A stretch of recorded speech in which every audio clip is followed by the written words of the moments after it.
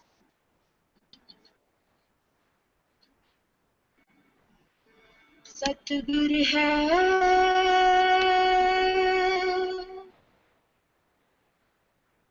सतगुरु है,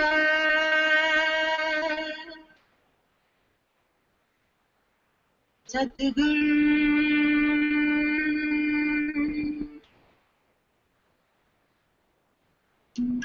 सतगुरु है, सतगुरु है, सतगुरु है, सतगुरु है, सतगुरु है, सतगुरु है,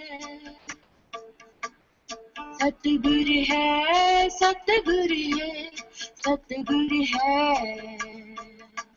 सतगुरु है, सतगुरु है, सतगुरु है, सतगुरु है, सतगुरु है, सतगुरु है, सतपुरुष अकेला, सतगुरु है, सतपुरुष अकेला, पिंड ब्रह्मांड के बाहर मेला, पिंड ब्रह्मांड के बाहर मेला, सतगुरु है, सतगुरु है, सतगुरु है, सतगुरु है, सतगुरु है, सतगुरु है,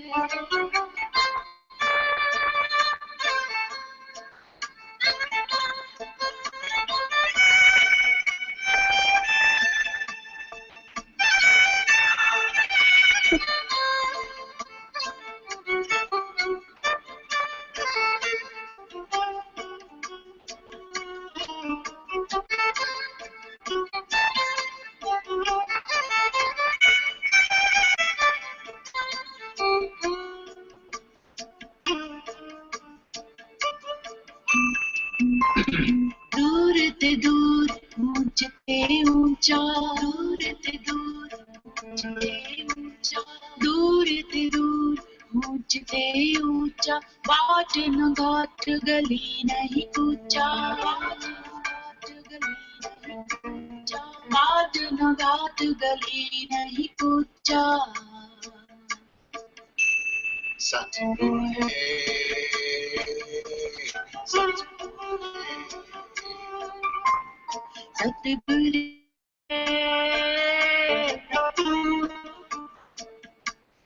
आदि है अंत मद नहीं पीरा, आदि है अंत मद नहीं पीरा, आदि है अंत मद नहीं पीरा,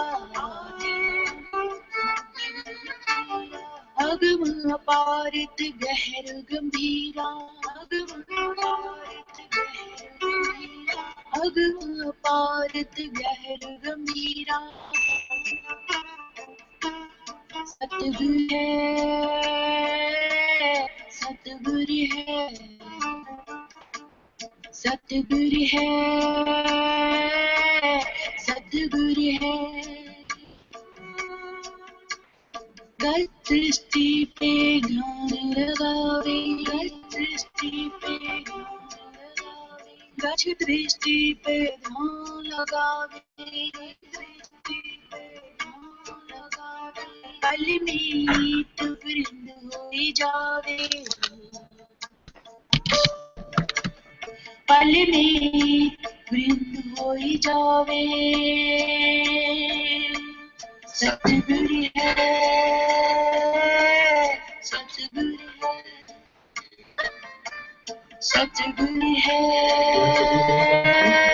सतगुरु है,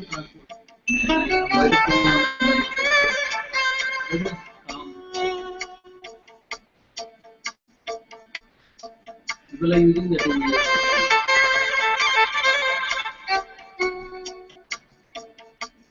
सतगुरु है, सतगुरु है, सतगुरु है, सतगुरु है, सतगुरु है, सतगुरु है,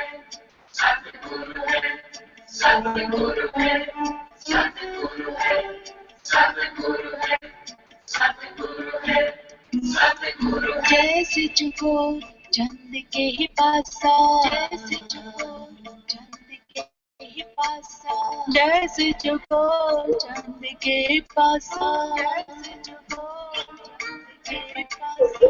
नीचे धरती बसे आकाशा, नीचे धरती बसे आकाशा। सतगुरु है, सतगुरु है, सतगुरु है,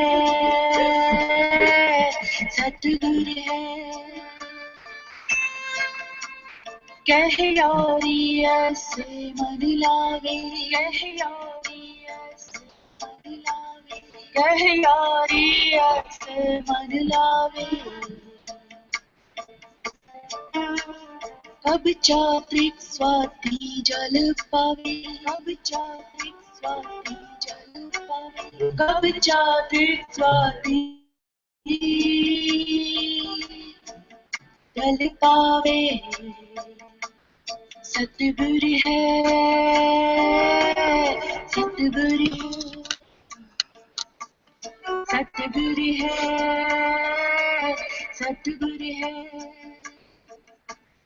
सतगुरु है, सतगुरु है, सतगुरु है, सतगुरु है, सतगुरु है, सतगुरु है,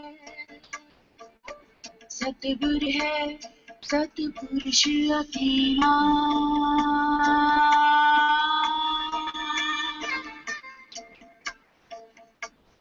सतगुरु है, सतपुरुष अकेला। In order to meet him, you must yourself disappear. In absence, he reveals himself. This is the ultimate truth. सतगुरु है, सतगुरु है, Is the ultimate truth. Satguru.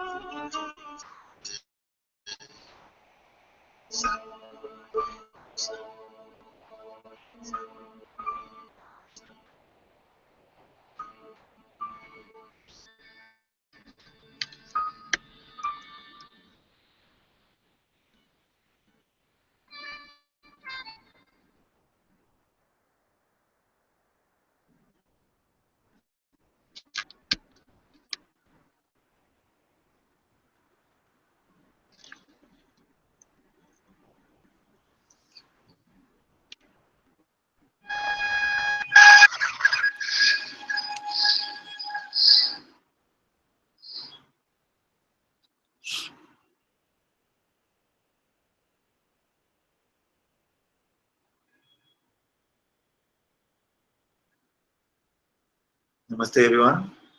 Very warm welcome to Satsang today. Sadguru Shri Muji Ji ki Jai.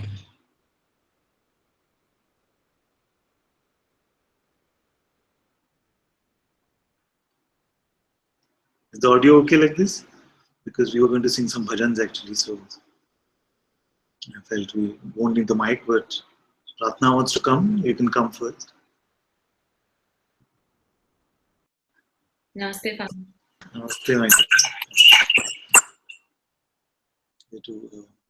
What do you still coming today?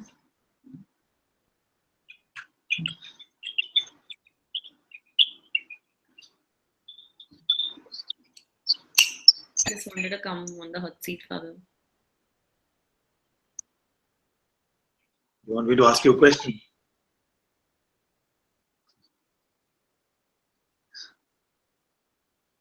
Okay, so whose life is this?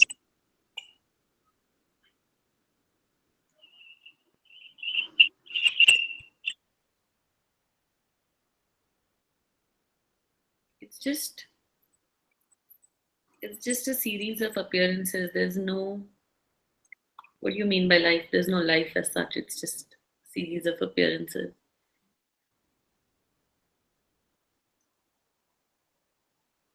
There's nobody, there's no entity called life, and there's nobody whose life it is, and it's just comings and going.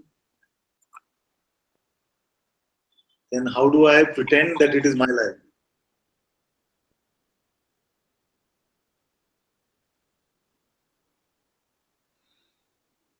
Because Father, when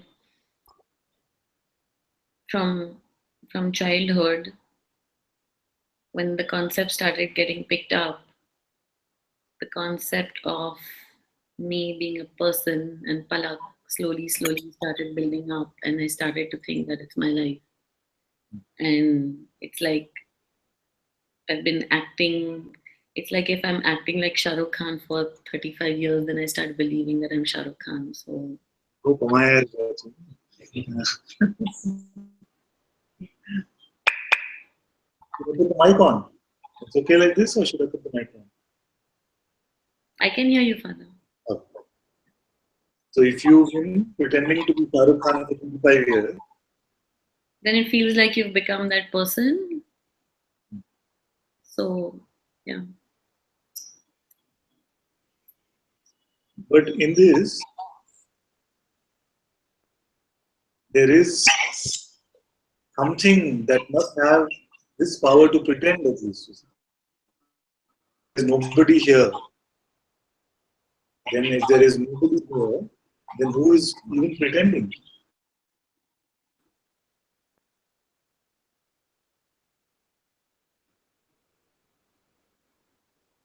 The Atma inside, Inside what? just the Atma, not inside.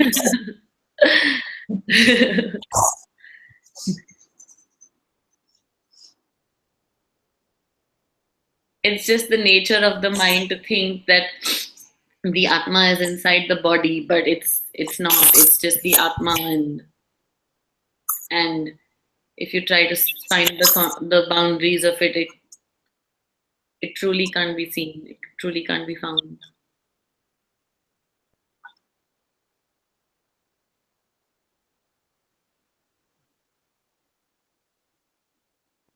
Therefore, when we talk about the burning, we say the burning on the hot sleep. What is actually burning?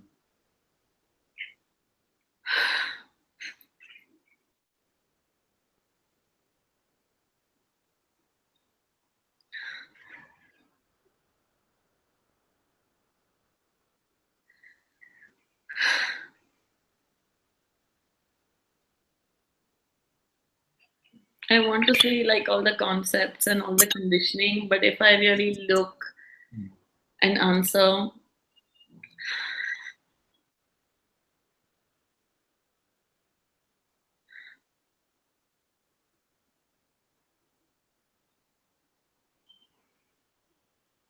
I don't know, Father. If I really look and answer, it just feels like something trying to like break free and come back to itself or something like that. I think This something is what?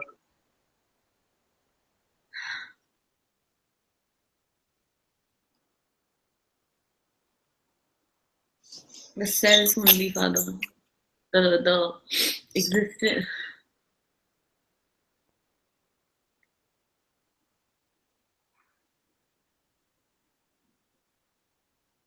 The existence, I think, Father. The just consciousness.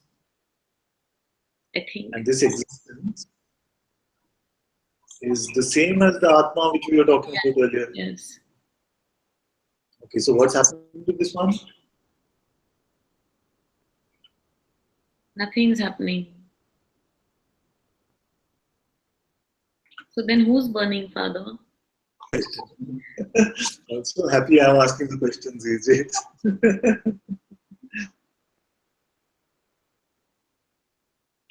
There seems to be so much frustration over here because there's so much, like, there seems to be clarity in the seeing, but this burning business is just.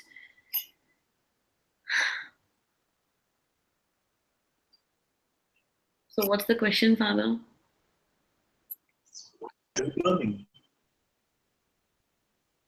All these ideas that has been held on to for so many, for I don't know how long, but all these ideas that have been nurtured are now being dropped, and or are being actually seen clearly that they're just ideas, and in some way there is they've been nurtured so lovingly and caringly for so long that when they're being dropped, that procedure seems to be called burning. Does that make sense? Yes, but is that what it is? Maybe? Because it doesn't really matter what makes sense to me. It is only important to see what is happening there. Yes, Father, I think that's what it is for me, because I see, like, in the last few months, I see really strong identities that keep coming up. And then when I bring them to you, I just really see them. I see so much, like, so hard for it to, like, for me to just let it all go, and then with you I just let it go, and I actually see that it truly gets burnt and dissolved. So yes, Father, that's what seems to be happening. So let's do one thing today. Usually I say, don't visualize anything. Usually I say, don't visualize anything. Today let's visualize that there's this big, strong fire in front of us. Visualize that there's this big fire, Satsang fire in front of us. And let's sacrifice in this fire our favorite concepts, our beloved ideas, our biggest attachments, and experience this burning fully.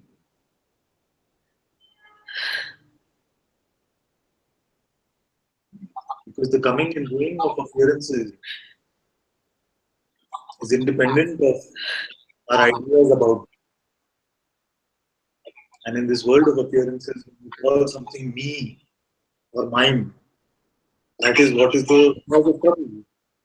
Nothing is me or mine. We don't even know who me is. Nothing mine. In the world of constantly changing appearances. The minute we call it mine, that means I want it. It must stay here. But nothing is constant in this ever-changing world of Maya. This is the root of trouble when we say that I must have this, or I resist and say I must not have this. Either way, it's the same thing. Desire or aversion is a desire only. Whether we call it desire or not. Whether it's a desire to have something or not to have something. So let's all create this bonfire right now of satsang and see if we can throw all our ideas into this fire. And the ones that cause the most ouch, that if you like, you can even expose. The one that says everything is fine, I'm willing to hand over everything to existence. Please, I don't want to give up. So let's do one internal audit like this and see what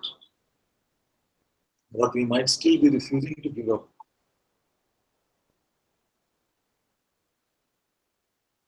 What are we most fearful about losing?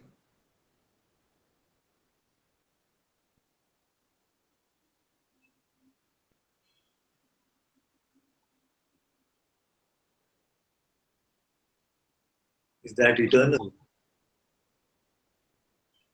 that which we are most fearful about losing, is it eternal?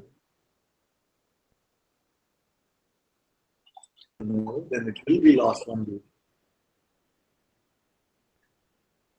This body itself will refuse to appear. This realm itself will refuse to appear. And what about the objects in this realm? How can they last forever?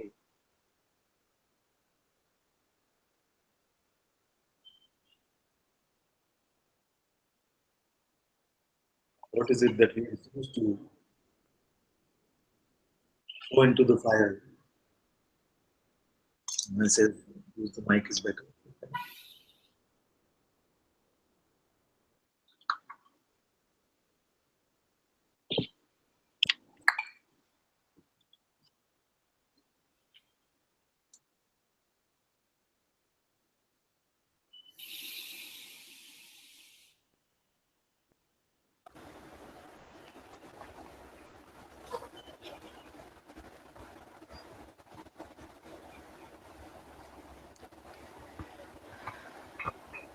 It could even be our now.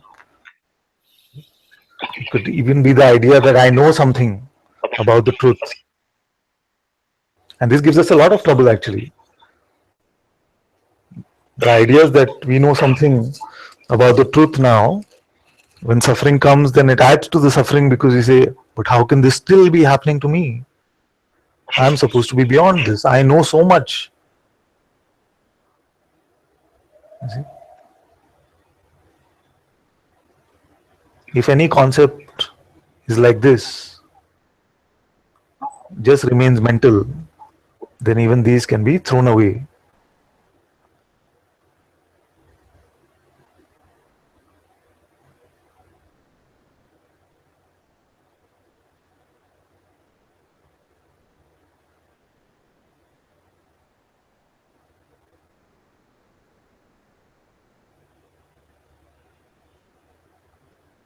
This throwing away is true openness.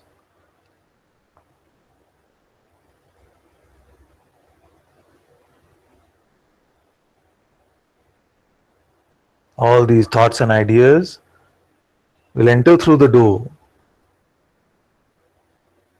and will automatically leave unless we hold something back with our belief.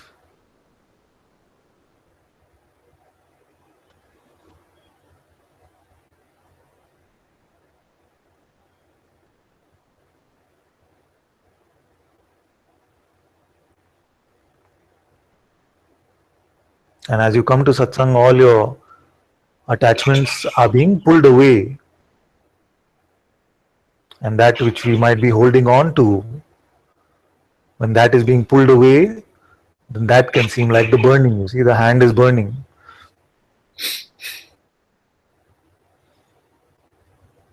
Cannot be fully open.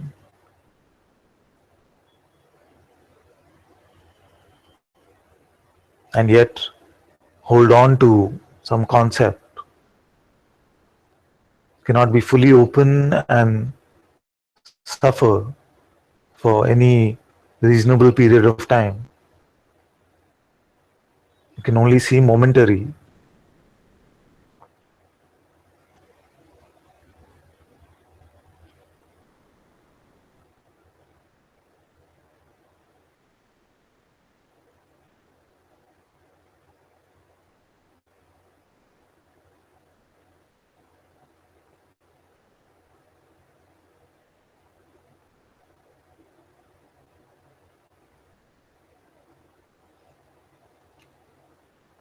Radha says, fear came of losing my children. Then this fear is into the fire. And all that is so into the fire. That's what I said. The idea we have about something doesn't change the fact of whether that appearance will continue to appear or not. This is the fear, isn't it? That if I throw away the idea, what if that stops up appearing for me? You see? But this play of consciousness is independent of what we think about it.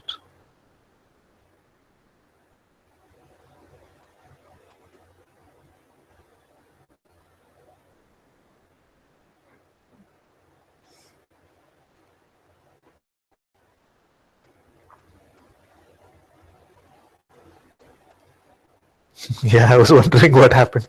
We lost Patna. I forgot for a minute who I was talking to.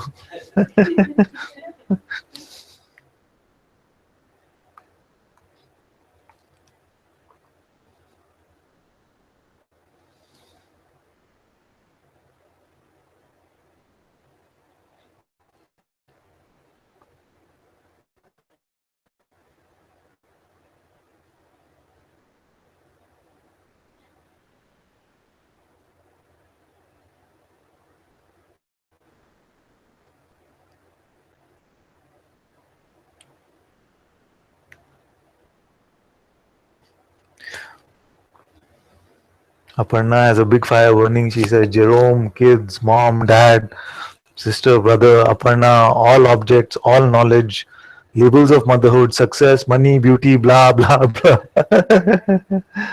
Yeah.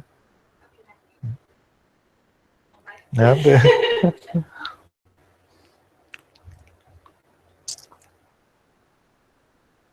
It was coming like some content. It seems that it's coming space because I found fun in me contemplating. Yeah. But sometimes it happens by itself. And I was coming and there was no traffic in Bangalore. and somehow it came anxiety. And it came, you can look and not go, it's this Yes. anxiety. And it came the perception that anxiety is like just a movement from come. Oh, I need some support. Yes. I'm feeling because so many energy here. It came like the perception that just like anxiety come out and something is pushing in like for peace, and this thing itself wants to return, and this is coming from you, but also it's in me. And I was perceiving it just like energy, and here this thing came because in the way and somehow when it was very beautiful because all the things happened concerning this attraction or rejection of energetic things. Because when I stopped and I tried to allow the anxiety and to let I'm feeling this desire for go to Satsang, and I'm sad. I don't know if I will go or if I will go in return because I must need to go walking. And I just pray, okay, if it is for me to go, I'm in India, it will be easy to find a lift to have, but this came not in a natural way. And in fact, someone that was explaining me that was not traffic, that today we had not traffic in Bangalore, came and say, oh, I will drop you there. And I was here feeling, but this happy feeling too. It was some energetic connection. It was someone very nice, and perhaps energetically it came this thing. Something brought me here. It was coming that things just happen in an energetical way. And here I was burning and contemplating what is burning. So it's just about energy. And it was seeming that thoughts are different from these tensions that are dissolving in your presence. So from where they are coming, I was curious, and this curiosity was here. So they are not connected with identity, but idea means identity comes from idea. So this tension is not identity. So what is idea, identity? And I was trying to see what is these ideas and these thoughts. And I was feeling and seeing that somehow they are primordial tensions in the body. But also they came from the same primordial energy. And it's so difficult to maintain these ideas. They are fighting.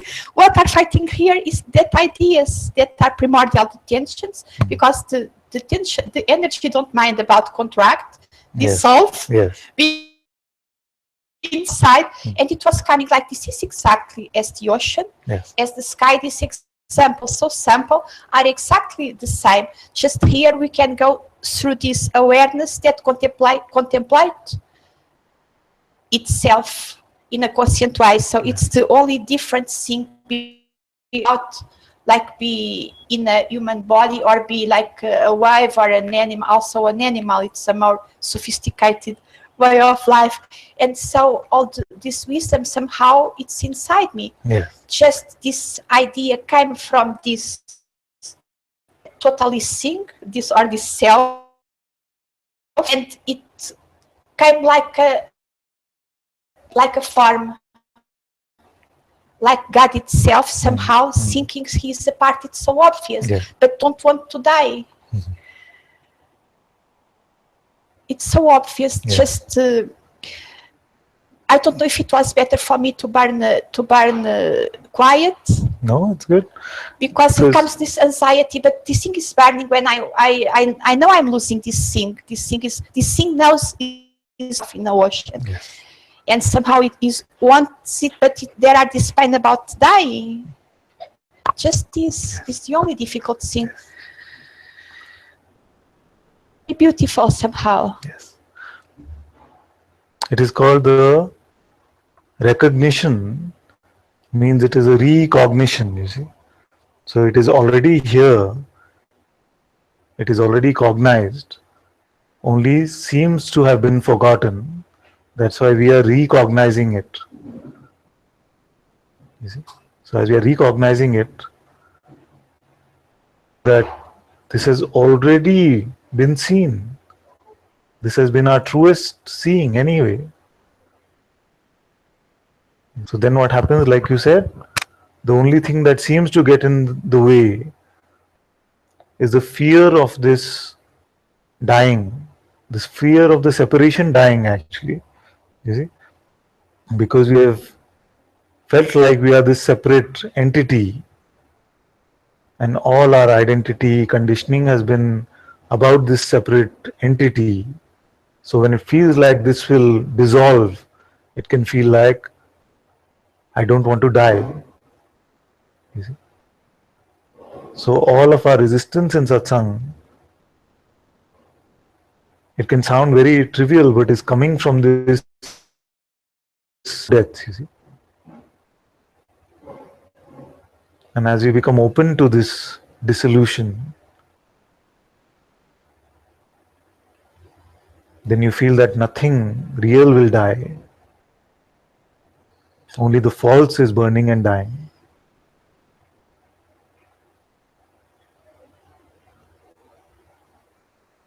In fact, it is the same fear of death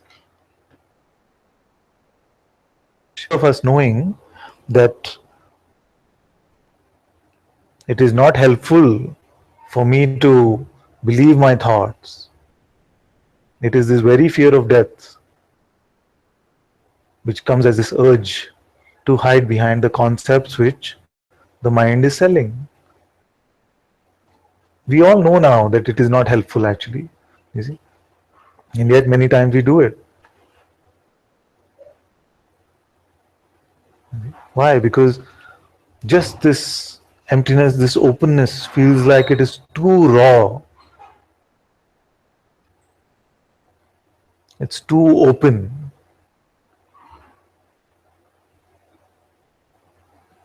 And it feels like death is coming. So we want to rush to the thought,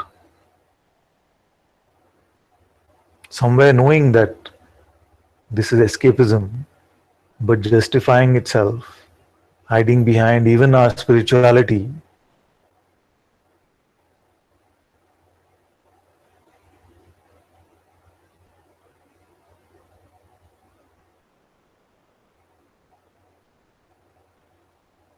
You see? All of us are now recognizing the truth of who we are.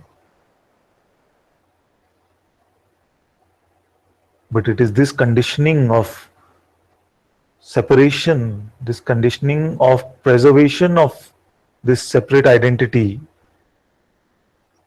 which will come up as these ideas in our mind. It could be the most innocent sounding idea. It could say, but this is too difficult for me yet. I'm just getting started. You see? It could even be, oh, I know all of this. You see? I know all of this. I know all of this. There's no big deal in this. I know this. You see? It could be like that. It could be saying, no, no, I don't have. He's not talking about me. You see? It could be like that. You see? All our avoidance, all our escapes.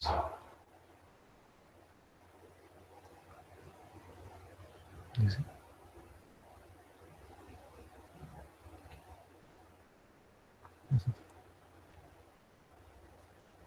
Please come. You want to?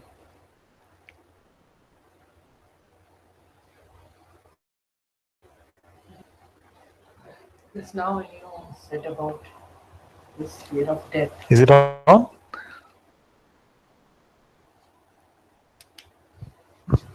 Just now when you said about the fear of death. So sometimes when I'm sitting and just thinking of trying to think of nothing, I feel uneasy. Or I feel like as if I'm getting some hot flushes. I'm feeling something that is not comfortable. Yes. That uncomfortable feeling is there Yes. quite a lot in the recent times. Yeah. Though I don't think that I'm really making very great effort in in doing all these practices or meditation. Yes.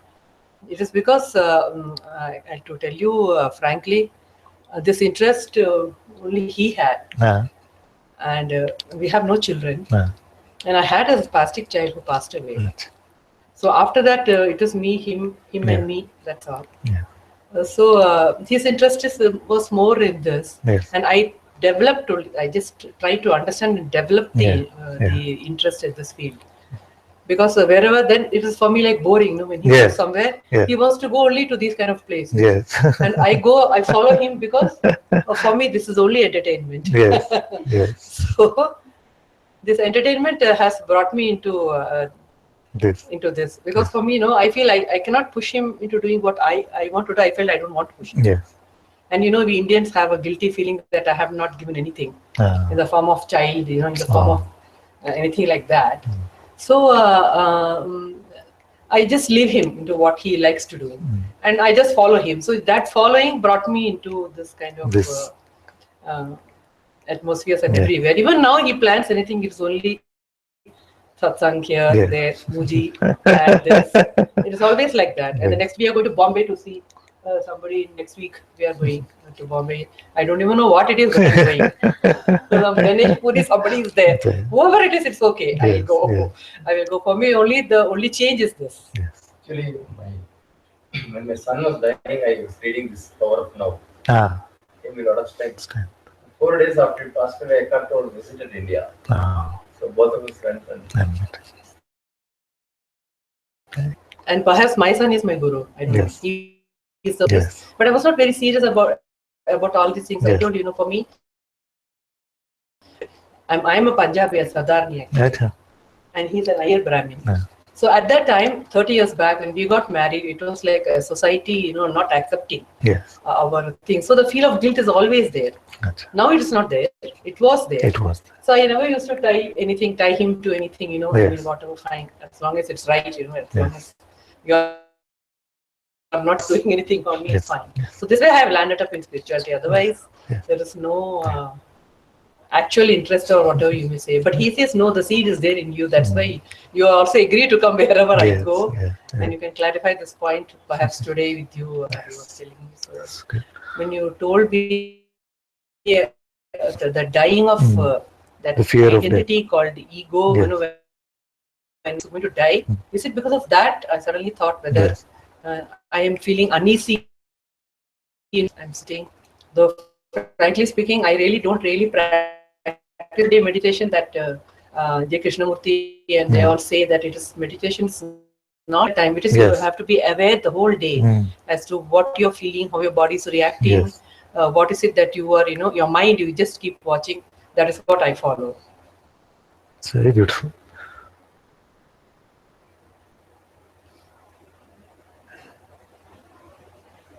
First, I have to tell you that it has happened a few times where the one partner has come because of the other partner, you see, and it has also happened sometimes where the partner who got the other partner to satsang is now irritated because they feel like this one is making more progress than me.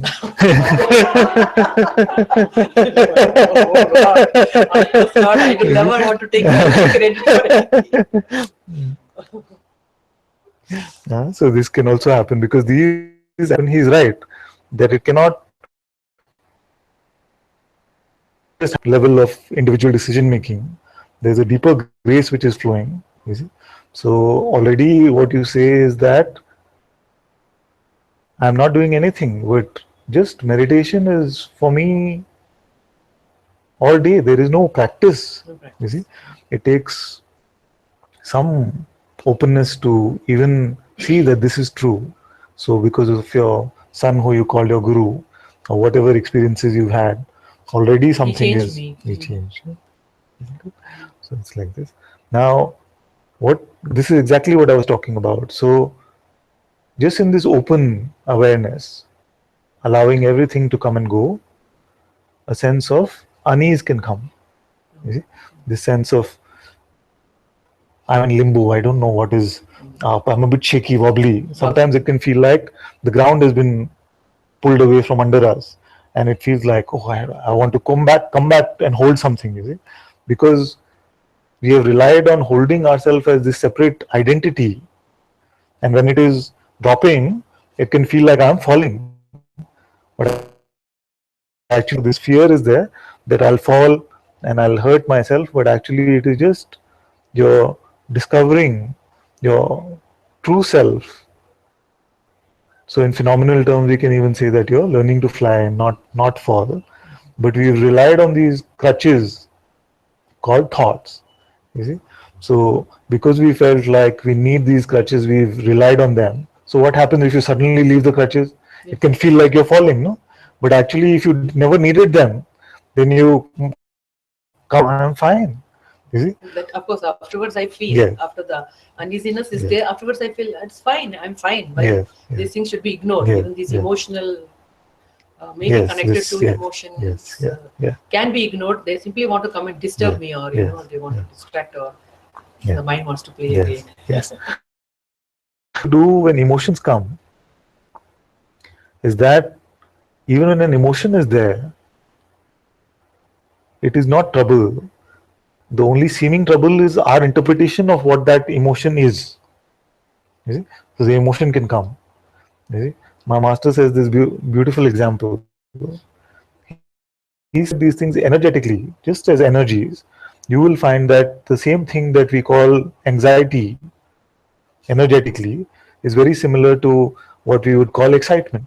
So if somebody is going to speak on the stage and they feel like, oh, I'm getting stage fright, I'm nervous. You see, they label it as nervousness and then they'll suffer because of it. But if the same one was going on an exciting holiday, suppose he was going to Monte Sahaja, Portugal, or something like that, you'd feel that same energy energetically, but I'm so happy, I'm so excited, I'm going to be traveling, you see. So this energetic movement that happens, we can allow that to happen, but we can let go of the interpretation of it, you see. So we don't have to worry about what is getting released. The other tip is that don't say something is coming. Say that it is going. Many times we have repressed a lot of emotions, a lot of sensations, a lot of things. We have put it down somewhere. And as we are opening up this space, you see, you talked about just being open throughout the day, which is very beautiful actually. So as we are coming to this openness, then those things which have been repressed, pushed down, pushed away because of our life start to get released also. So instead of labeling it coming, why is this coming to me? You say it is going. You see, something must be there. That is why it is getting released. You see, so you allow that release to happen, and that will make it easy and simple. You see, then all these fears and all will not seem like they are much to you. They just seem like small things. You see? I like to take this example. Suppose there's a big wall in front of you, you and I make a small black dot on it. If you ask most people, what do you see? They'll say black dot. You see, black dot. Nobody say big wall. You see? So as you come to satsang, focus on the space within which all these emotions and sensations are coming. You see? And then you realize that the space of being is much bigger than these tiny emotions that come and go, small dots, exactly. And this you will find as you look at this, then you will find that your openness becomes, all these sensations can get released. You see, already if we start feeling happy that they're going, okay, I didn't even know. You see, it's like a cleanup of the house is happening.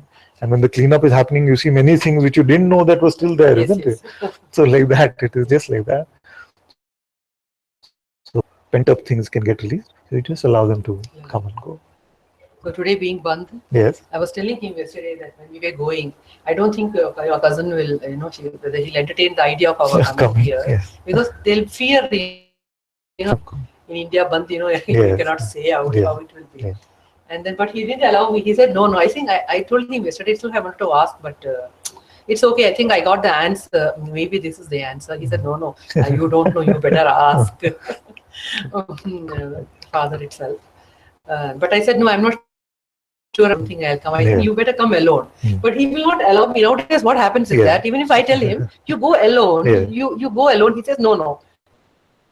No, it's like he's dragging me. Like he says, no. What will I do? Stay at home? So boring it is. No, without him. Somebody to argue and fight with. Yeah, I will go.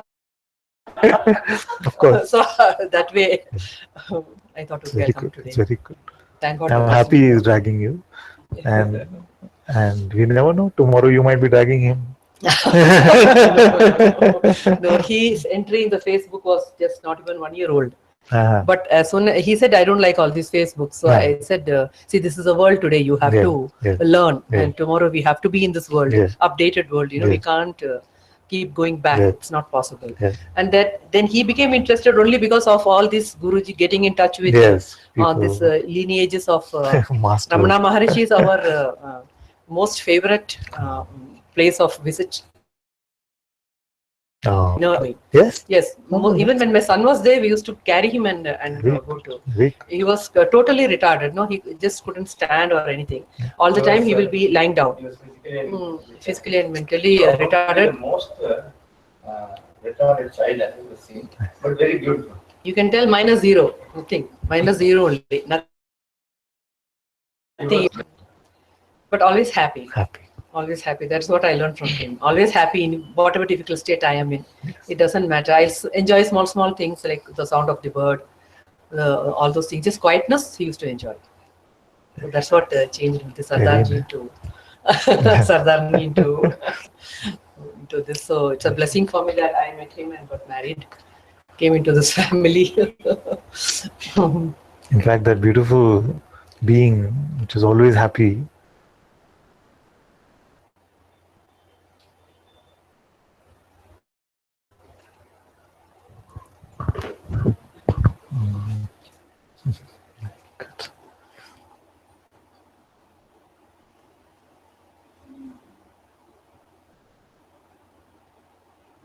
is truly like the Guru. No? Someone can be, in spite of whatever the appearance might be, that they can have happiness in their heart.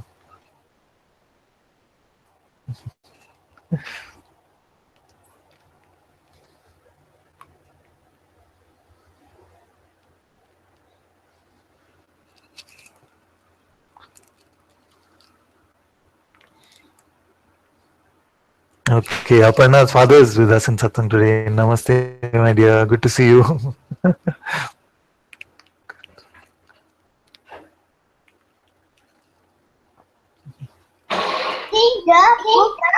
I'm in Sydney, Australia. Yes. I am in Sydney, good. Australia. Yes. Here to take back my daughter to Bangalore. To take some time, in a week's time, to back to Bangalore. Very good. Sending you all my love and blessings and hugs. Okay. Read the book. Read the book.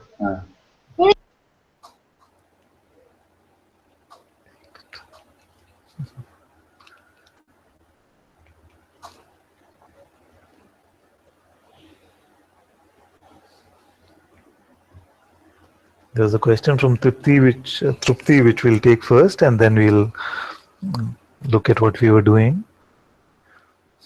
Trupti says, maybe it is stupid to ask. No. But what is it all about, the thing with the fire? It's a good question. Feels like something has to imagine the fire of satsang and surrender. Isn't it more like seeing it and checking from where it is coming? Yes, yes, yes.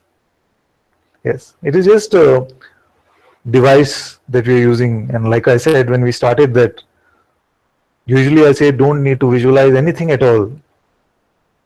But sometimes we use even these phenomenal appearances to our advantage. There's nothing wrong with that. So, so usually phenomena is distracting us from what we really are. But in this way, just to use a device like this to say that, what is it that I'm scared to throw into this fire? Fire burning here. It's a sometimes can be a useful construct.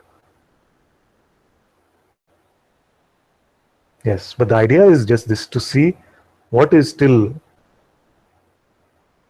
believed here, what is still attached to here. What is it that we are still referring to as me or mine?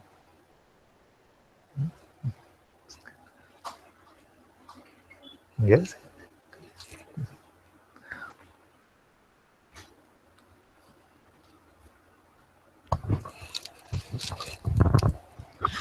Hello. There's been a lot of like restlessness while I'm home, like restlessness to just sit and be without, say, a satsang on in the background or music on in the background. There's a real kind of resistance to just sit and be quiet with myself. There is a resistance to do that. Yeah. And then when you attempt to do it, what happens? It feels like a lot of energetic restlessness. Yeah, it's and the thoughts will come, and then there'll be an awareness of the thoughts, but they'll keep coming, and that one will get picked up, and then it's like I'm off with the thought stream. And how is it in satsang? Well, it's different because yesterday was just completely like wipe out. Yeah. And then when I went back home, and I spent quite a lot of time just like sorting out the hangout and things like that. So there's a lot of mind like activity going on. And then I woke up this morning, I was just this restless energy of wanting to do, wanting to, like, it was like a moving of energy rather than the space that I know I am. So it feels like identity is being bought again. The first thing you have to do before it becomes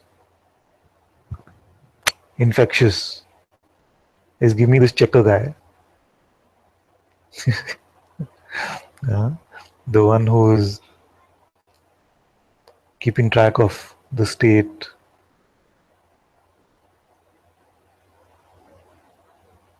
But it's not a state. It's not a state. It's a clear knowing of when I'm seeing from the truth compared to, like, because before I thought, oh, it's all about the love, it's all about the bliss. But that's even seen now as it's not that. But I know when I'm operating from this personal identity now, and there's a resistance to drop it.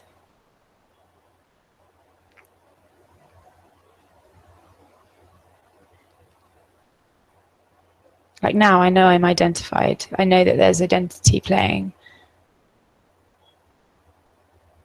And there's just kind of this like nervousness about dropping it by myself without you. I was like, can you hold my hand and just help me drop it?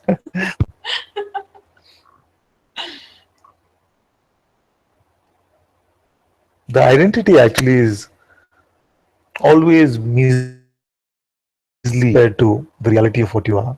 So even the statement that I know identity is playing, it is that knowingness which is much larger than the this play of the identity. You see, so so so don't have to feed it with too much concern that why is this happening or something like this. It's just very light. Sometimes it can be that some conditioning is playing out, and the best thing to do about that is to just laugh at it. You see, if you make it serious and say, oh, these days it seems like it's not being dropped so easily, and maybe you see that just adding to it. We look at it and we say, oh, this person seems to get some belief. What is it really? It's just laughable. Yeah? It's not? No idea. Yeah. There's like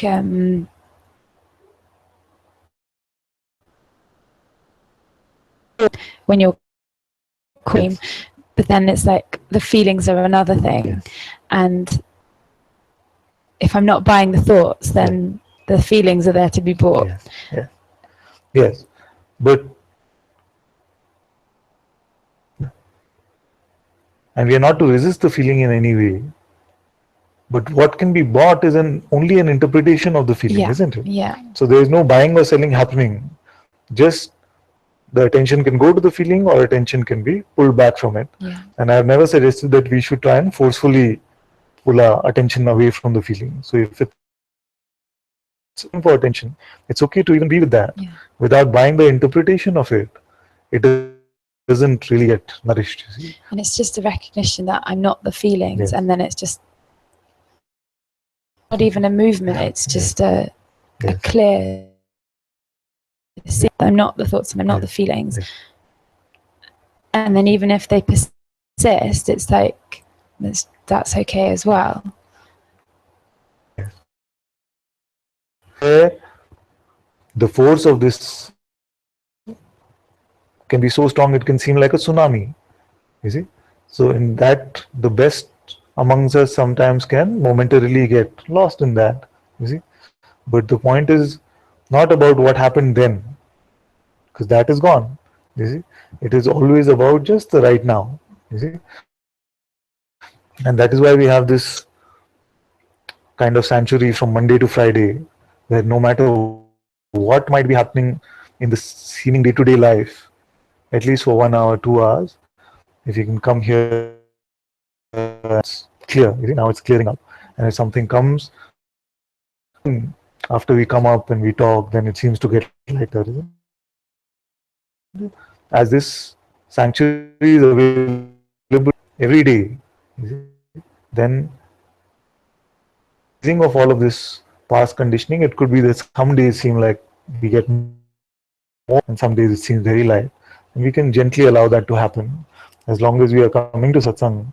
You see, these things, these releases, like I was telling her, don't even worry about something, just feel that it went, it came and it went. I think it's because there's been like these big openings and seeings in the past, and then identity is slowly crept back in, and there is this like a fear of that happening, and so I just wanted to bring it to you. So let that one be my problem. Yeah. So we won't let it grow. It'll either be backed off or dissolved, whatever way it is going to happen. If it tries to come back, as long as you're here. Can I just check as well? So this identity, or I don't even know, but this feeling of being the character right now. So I feel like I'm the character, but of that feeling. Exactly. And if I try and get to something else that seems ridiculous. So it's just like, let this character play with these emotions, feelings and thoughts, but know that I'm not that. That's the checker guy checking. Yes. To see that, yes, no matter what this play might be happening, you see, that which is aware of the play remains untouched and unmoved by it. It's a beautiful checking. You see? Now, if it seems like the character still has some choice, it feels like there's something it wants to do to be rid of itself in some way, then just make the choice not to buy into your next thought. That's all that is needed to be done. You see? And if it feels like there is, then just enjoy the show.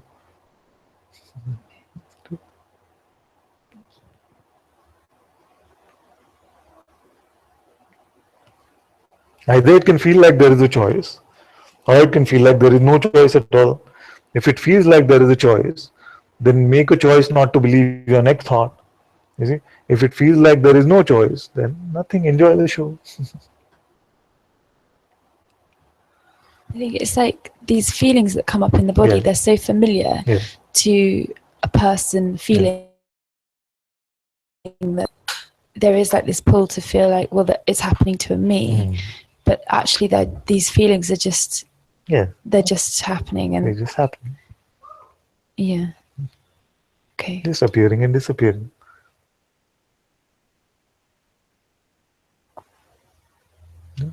Okay.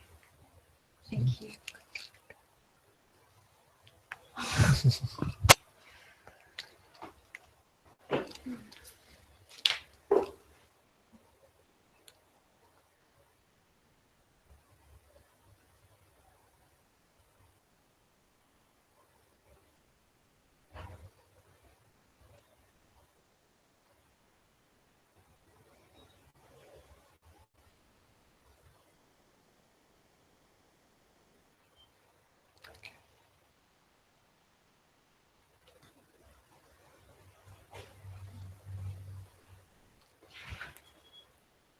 This is what Bhagavan also was implying when he said that there are only two things we can do. Either we inquire or we surrender. You see? So we speak a lot about the inquiry, but what is this surrender?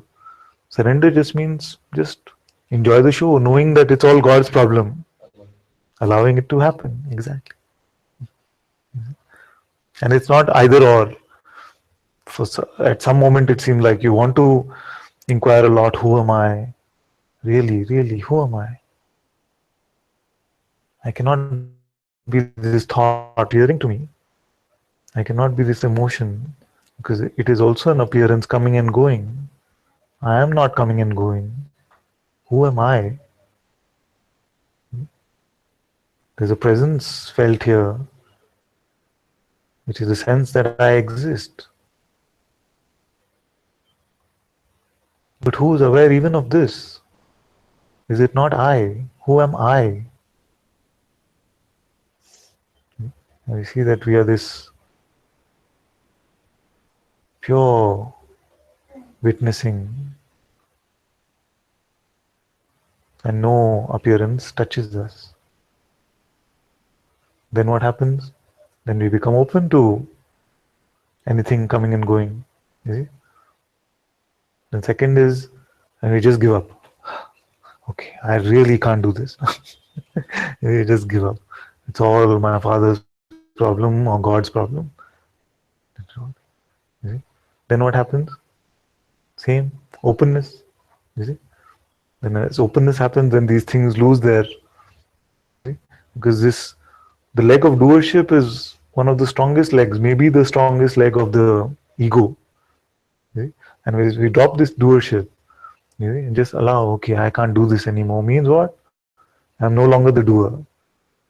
Let whatever force which is running this life, let it take care of life. Then as doership starts to dissolve, then the sense of separate identity also cannot last too long. Because what do I do? What do I do? What do I do next? What did I do? I should not have done that. You see, this doing is a lot of identity. It is the core of the identity. You see? So what's in it? Just one sec. What's in it for me?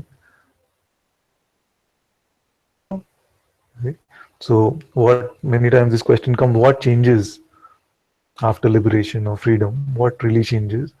It just, the simplest thing that changes is that we don't walk into every situation chanting the mantra, what's in it for me, what's in it for me, what's in it for me. It is just a simple allowing of everything to come and go. So this D, the desire D, that becomes a lot milder, you see. Then the second D, which is doership, what should I do, what should I do, you see, that also starts to dissolve a lot, you see. So this desire and doership dissolve. And then we come into every situation with not the blinkers of what's in it for me, but just a universal openness with the whatever is, you see. So then it becomes lighter. Then we don't feel like we are so much in a rush. You see, we're not feeling like, okay, what am I extracting from this situation? You see? Then what happens is that this one actually is one of the traits of the spiritual seeker also. It's a very strong identity, you see. You're running from place to place, what's in it for me? What can I get from him? What can I get from him? You see, like that. Then that we start enjoying this seeker identity also. You see? And then in our minds we have like report cards. We went to, yes, I got this from there, I got this from there. What is that I that is getting something from somewhere? You see, that is the seeker identity, the spiritual identity, which even must be looked at and said, what am I really, what is it that I want? Is my own presence not here? And if my presence is here, is there anything outside of this presence that I can ever have?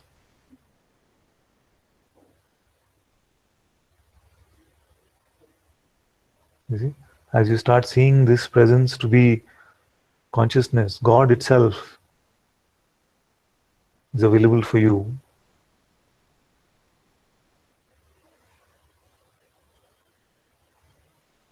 Then this sense of what do I need, what should I get, what am I finding here or there, that goes.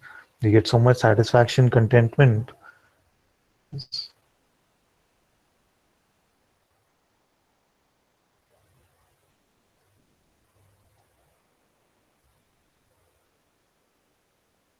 Then you find that those things that we were chasing, you see, love, peace, all of these, you see that we've had it upside down.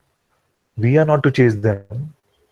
They are in service to us, us personally, in service to this presence, the God presence, which is your own presence. You see.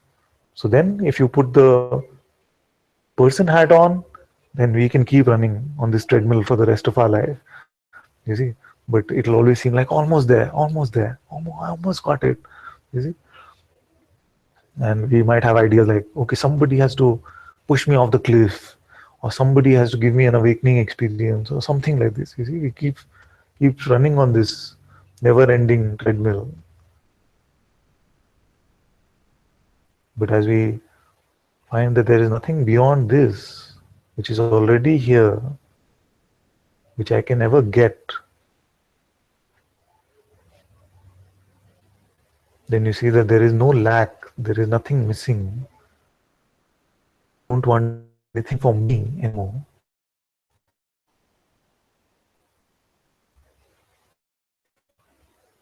Example of the cat. You heard this from me?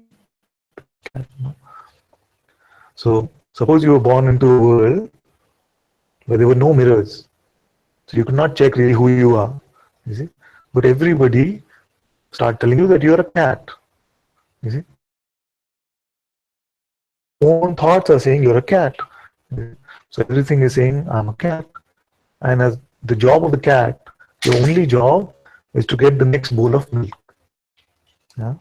So it has been said that this is your job now, the next bowl of milk. First, study well, get good marks. You see, that is the first bowl of milk.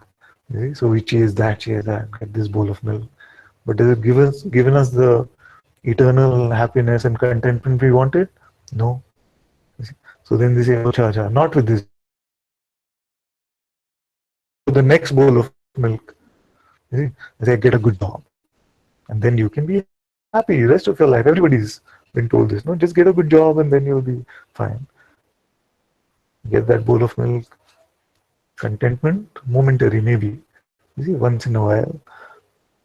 They say, okay, but still, something is missing. Your next bowl of milk is get the perfect relationship. You see, get the partner, he or she will complete you. Yeah? So you chase that bowl of milk. So much drama about relationship. Then we get to that relationship. For a while, it seems like, wow, very nice. You see? And then, only if she was like this, little more. Only if he was little more like this. You see? We enjoyed the differences before we were together because it's so attractive, you see. And once we are together, then why couldn't she be more like me, or why couldn't he be more like me? You see, we want to change the same differences which were attractive. You see? So this also didn't work as the next bowl of milk. Then they say money. You see, you're getting the point. So all these bowls of milk have been defined. Then somebody comes and says to you that no, you've been chasing all the wrong things. There's no happiness in this. Liberation, you see, moksha. That is your bowl of milk. Now this one will not run out. It is your amrit. Never ending amrit. You see. So you have milk. This is the ultimate one. It's huge. I will never run out. It's be in bliss. You see. Still chasing.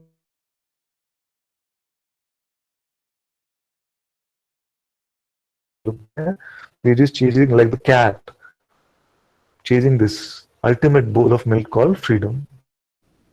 Then one day you go to a true sage.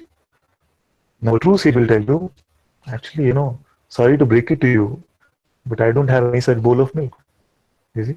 But what I do have is a mirror. You see? Are you willing to look? You see? Then, if there is openness, this is what it means by openness. You see? If there is openness to not be a cat, you see? If you're open to the idea that you're not a person at all, you see, then you can see this mirror and you will find that it's reflecting. You see? So when that happens, when you see that there is no cat, you see, then what do you find? There is no person here, but what is here which is undeniable? The sense that I am, that I exist. So this I am, although it seems very simple, especially when I ask you, can you stop being now? You see? You say, no, of course not. What kind of question is that? I'm being is here. You see? But this is your introduction to your own Atma. You see? This Atma, you see, is the same I amness. And it means also the same, this sense of existence, beingness, consciousness. So you find that this is here.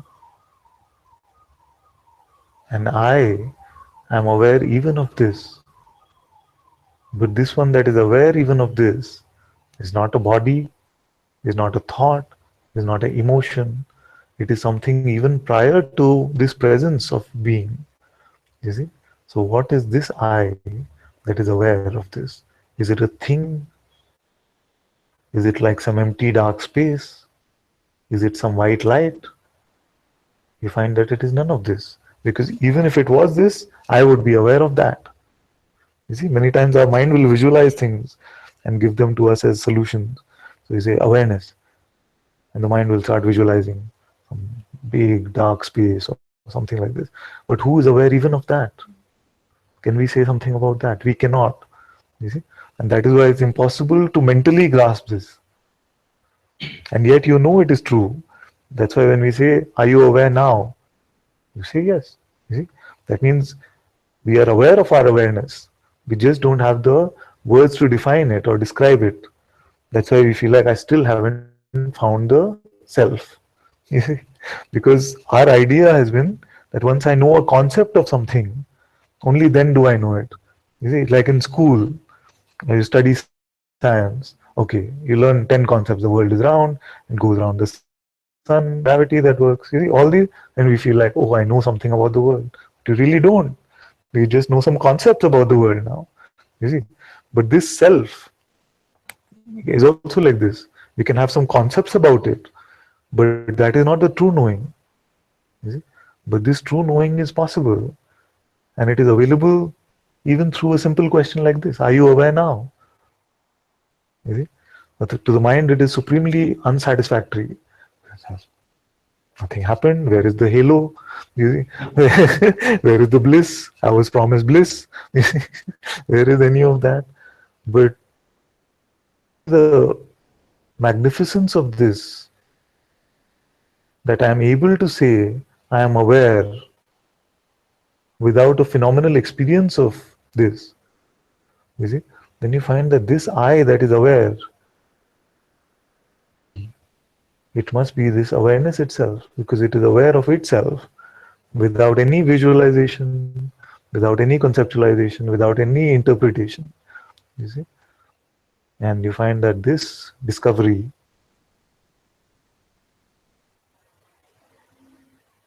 is the recognition of the self. It is not that it is something new, it is a recognition, you see. So just to come to this recognition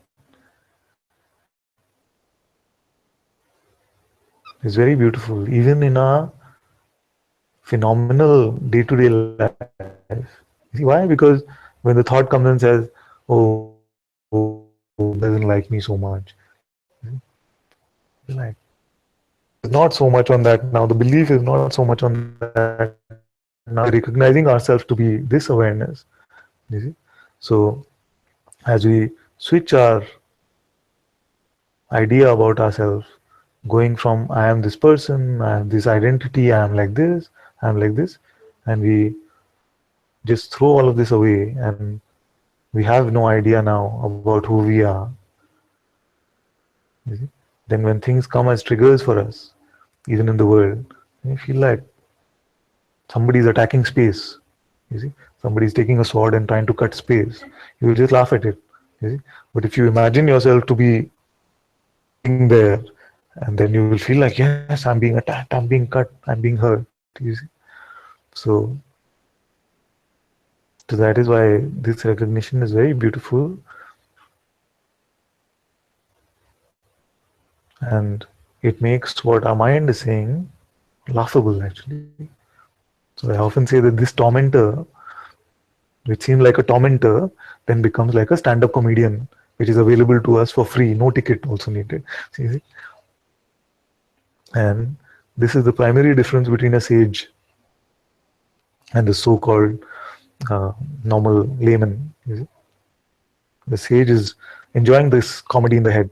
That's why they're always smiling and laughing. They're enjoying this comedy which the mind is giving them, and the layman is taking it so seriously and saying, yeah. So not believing our thoughts, the recognition of who we are, all of these are correlated, interrelated. I don't know why that.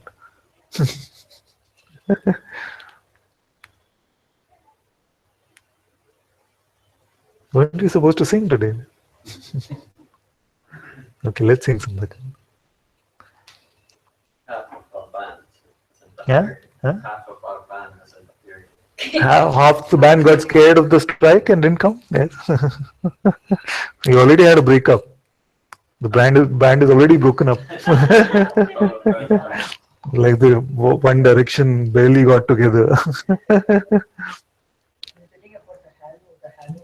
The halo, yeah. For me, what I feel is that you can see the talent in the person, Yeah. not what you think. Yeah. Yeah. When their minds don't torture the person, Yes. the face is very Yes. clear, the eyes are shining. Yes. You know, Yes. that is genuine smile and face. Yes. So that spreads a kind of light. Yes. That I feel is the halo. Yes. It's very beautiful what she says. She says that the halo is not the one that is described in books, you see. But this, when a person is not tortured by their mind, then there's certain radiance, there's certain just presence about them, you see. And she says, I can sense that, and I would say that that is the halo.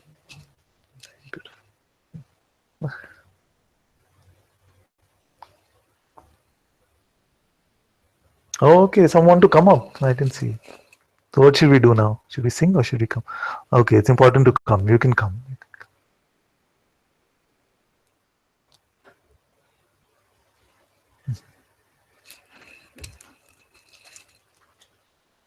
Come. Any. We'll. Both of you can come. So anyone who unmutes first can come. Namaste, Father. It's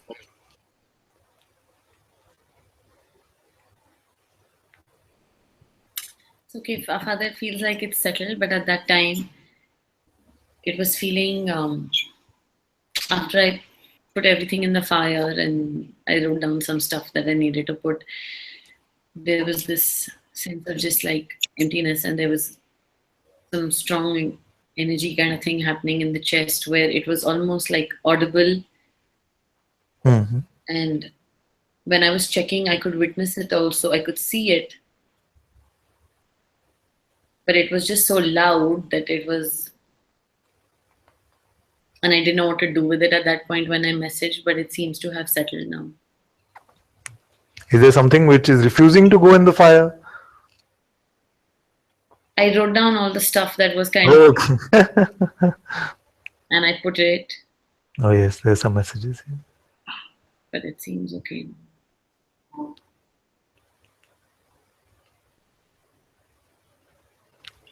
You see, there's one attachment that I've never messed with, and all of you know that, which is the mother's attachment to their children.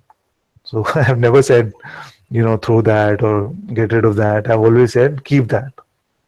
You see, and some of you have found it funny when I've said it, but I know that as everything else becomes lighter, you see, you will find that the motherly love still remains, but the attachment becomes lighter and lighter, because these are very primal attachments, you see. And I've said that a small deer will fight with an elephant if they have to save the lives of their children. So we don't have to be in a rush to put the parental attachment into the fire. Let's at least be rid of the other worldly attachments, and then see if this becomes lighter on its own.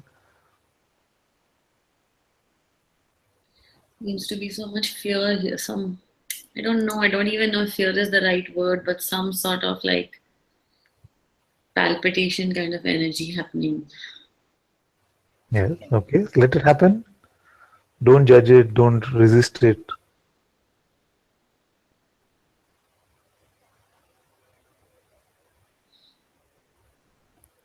Because we don't know when we picked up these things, you see.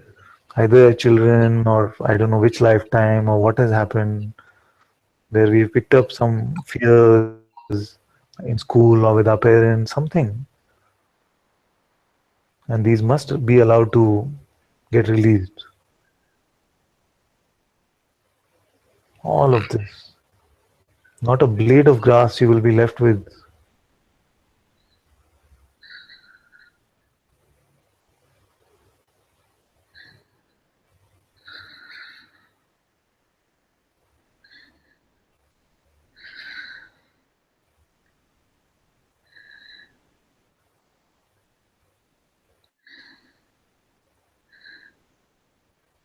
You see? And if it comes with some messaging that what will happen to your life, you will be all alone. You see, if it comes with ideas like this, then use those ideas for your inquiry and say, who doesn't want to be alone?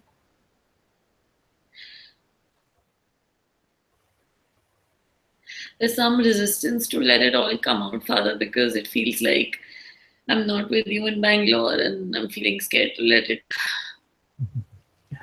I'm always with you, my dear. Always with you. Don't have to fear anything. Because this body, Ananta, is just a voice, which is your own presence. There is nothing special about this one here and sitting here, except that it's being used as an instrument for your own presence.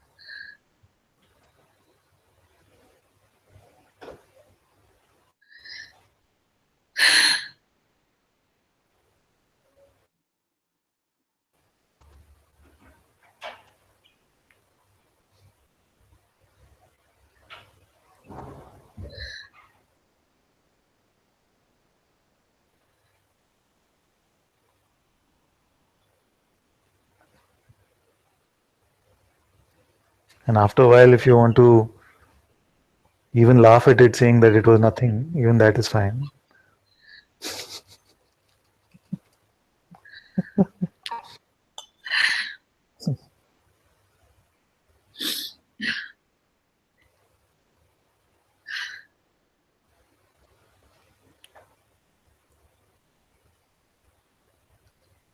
Okay, Father, I'll come back if anything. I just feel like I shouldn't take satsang time. Yeah, but this is satsang only. Satsang is meant for this.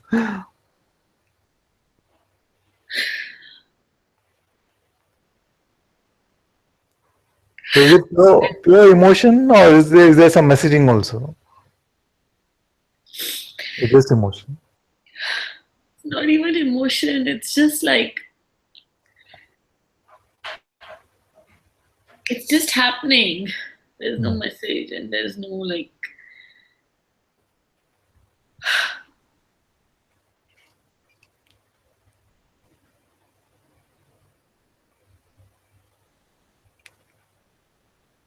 It's just seeming to happen as it is happening. Yes.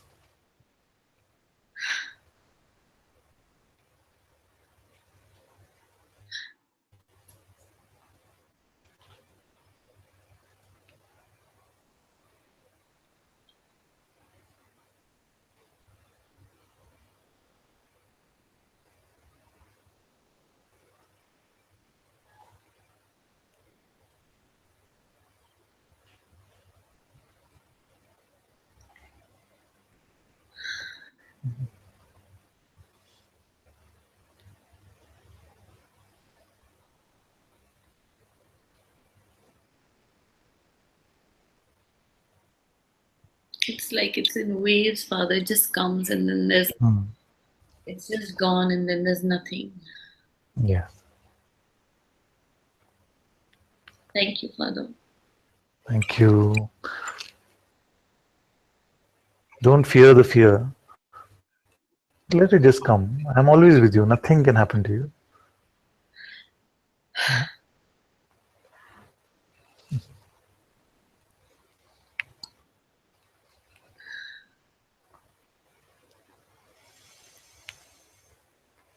What is the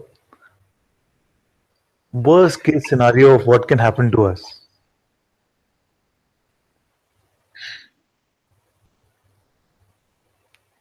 It's feeling like there are no legs to stand on or something like that, Father. So fly then.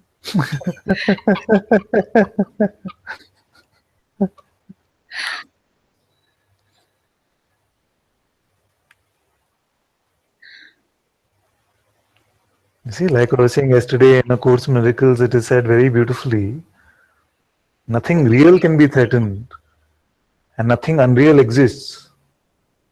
Herein lies the peace of God. So if nothing real can be threatened, and nothing unreal exists anyway, you see, then what is the worst case scenario for us?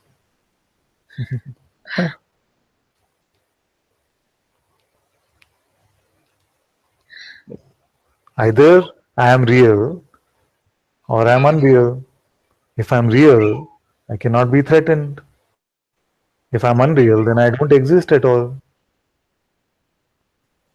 Either way, there is no trouble. Something is trying to just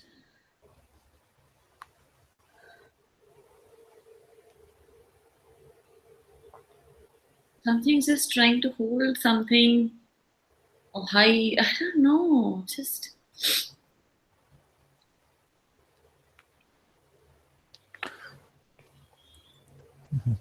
The mind can desperately grasp for straws now, you see. yeah, that's what's seeming to happen, Father. It's just like something looking for some place to, some excuse not to fly, kind of thing. Yes, exactly. That's what it is.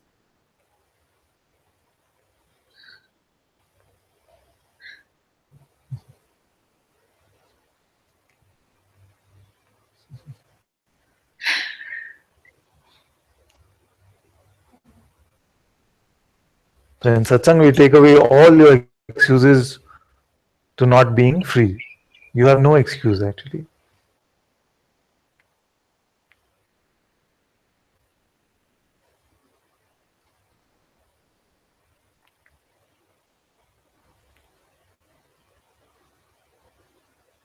You've looked at every aspect of even this human existence and taken away all your excuses. See, that is why it is important to look at all these things that we look at, because in these things subtly some excuses can hide. But as you shine your light on all of these things, you will find that I cannot be bound. Bondage is not even a concept that can apply to me. Not even I am that space in which this space is arising, and this space cannot be bound. How can that in which this space is arising be bound? Impossible.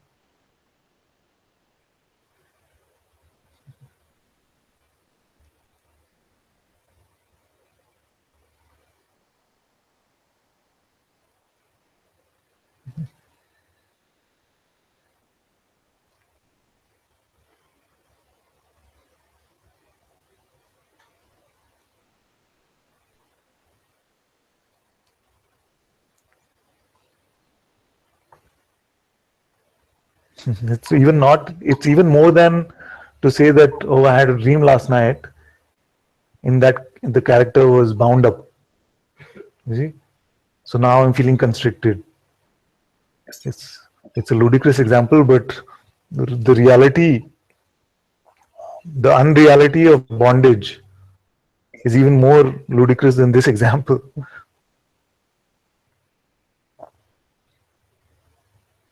Who has been able to bind awareness or time?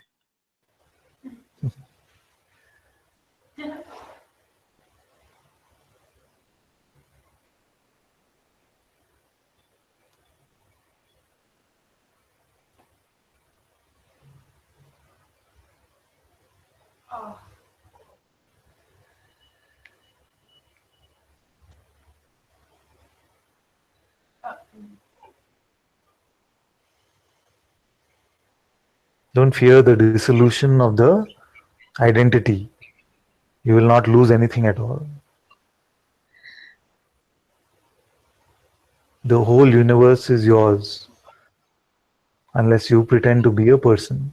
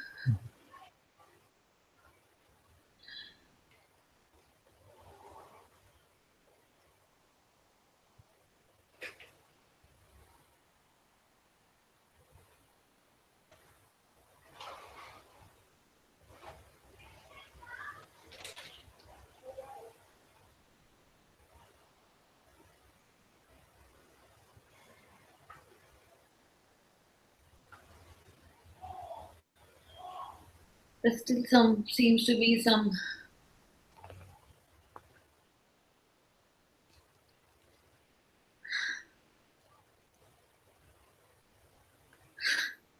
just that's something that's that's looking for something to hold on to really desperately, Father. And just also I know that there's nothing for me, there's nothing to be done. It just I don't know. Just I don't know what to do, Father. Deal with it, please. Yes, it is this. It's like a remnant of the withdrawal symptoms, no? Yes, Father. Yeah. We're so addicted to the personal identity that although it is seen that this addiction has given nothing but suffering, something still was so habituated to it that just out of habit it goes back to that. So this will settle more and more.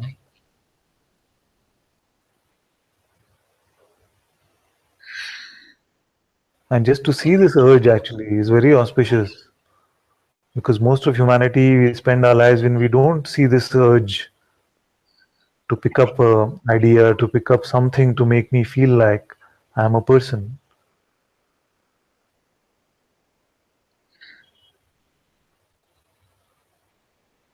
Solution.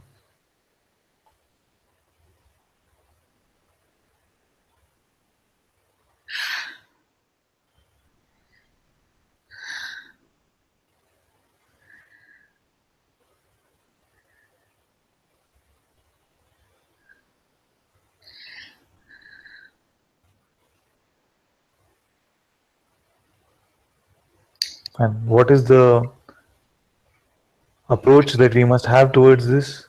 It must not be that, oh, please go away, please don't, I don't want you anymore, not with this fear. It must be more facing it head on and saying, okay, what is it you want? What are you trying to sell to me? And to look at it straight up and say, I'm not interested anymore.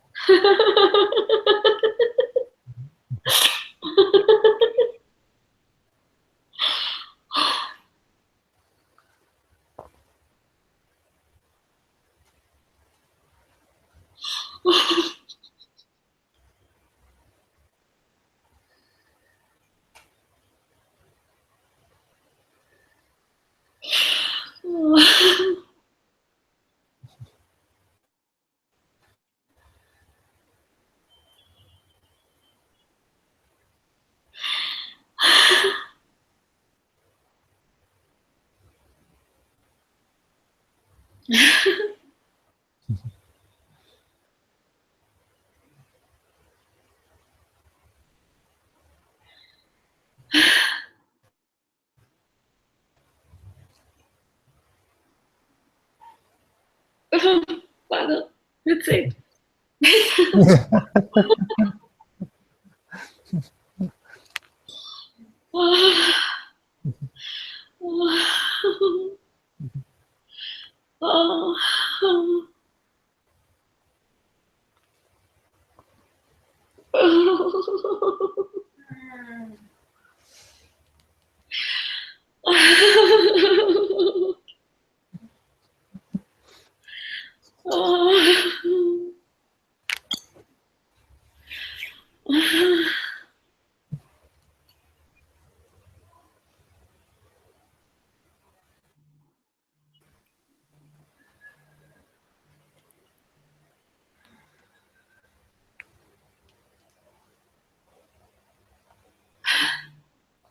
Thank you, Father. Thank you. Very good. Thank you.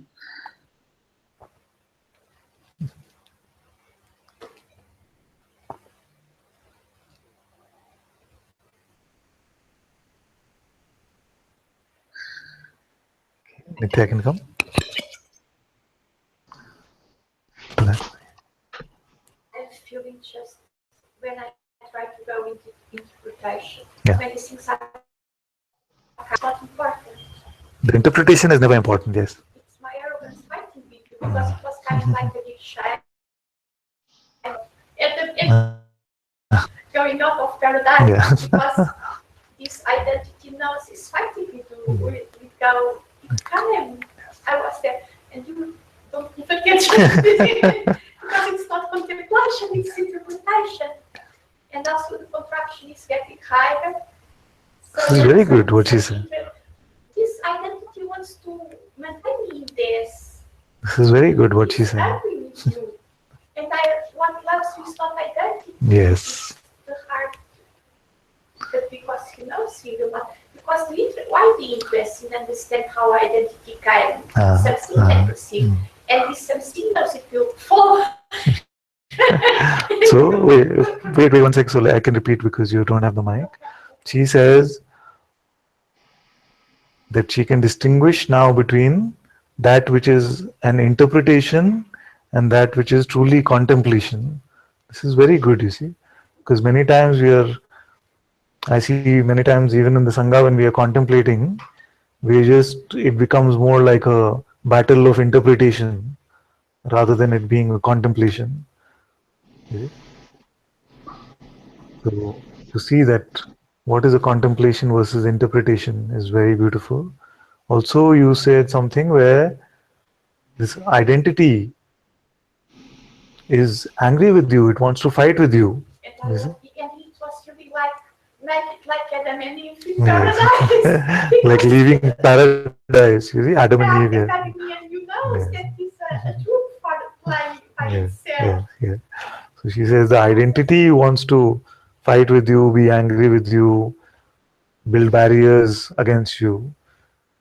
But something deeper than that loves you see. So yes, identity will fight with me, you see. It is not going to be happy. It is not going to be happy. Because I don't feed the identity. In fact, I'm taking away all the food from the identity, isn't it? So it is bound to be angry. Yeah. So how I am able to perceive all these things that you share, I can perceive also that. So come with me and perceive that I am God and you are a person. Oh, what an arrogance. It was coming to shame. So the shame is this identity, somehow God knowing that is pretending to be a God. Yes, what is it? Because the contraction became higher in my heart. Yeah. Because something knows that it will fall. All identity is just God pretending to be the person. Just the fear of this, when we want to return, it comes to arrogance like fear. Yes. It can come like arrogance, it can come sometimes for otherness, it can come like specialness, or it can come with this hopelessness, no, I'll never get it. All these things, you see. Because for the mind is interesting to perceive a lot of things, but I don't feel alive. Yeah.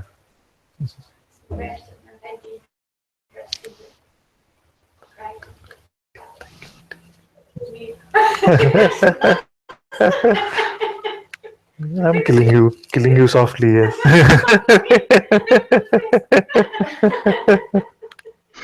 That's a Satsang theme song should be that Roberta Flack song, no? Killing you softly, killing me softly.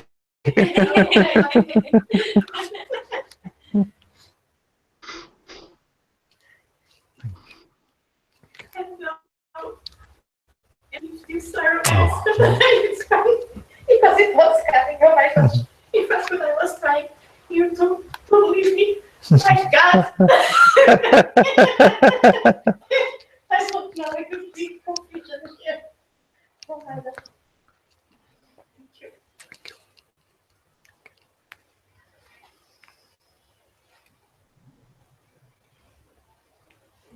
Okay, Nitya can come now. Hello. Hello. Oh, I need some help. It's I don't know if it is enough just to speak it out, but at least I want to lay this at your feet. There's it's also about fear, about losing the body, and for quite some time, again and again, very intense bodily things are going on, and then this fear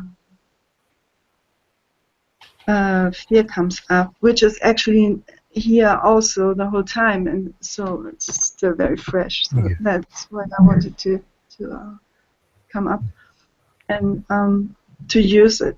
Just I was looking at it, but I feel I'm stuck in something also. And I don't know really if that is true, but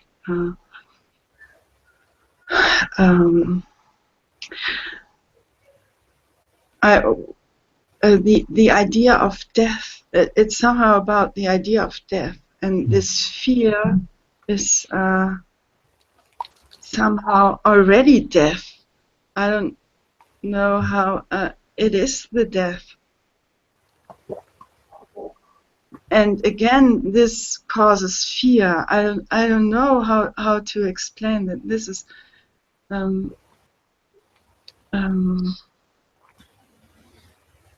it, you know, it goes in circles. It goes on and on and on. It is just always only at least here how the fear of death, the fear of now I'm losing this body.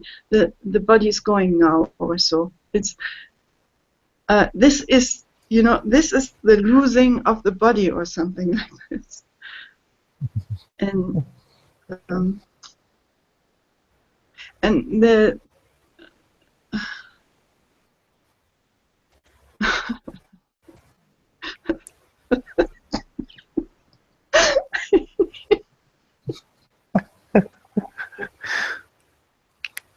It's only in Satsang we'll talk about death and laugh at the same time.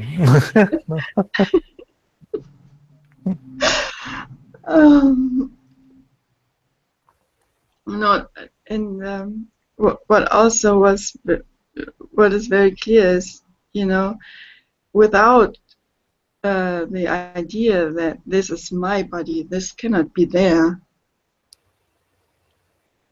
And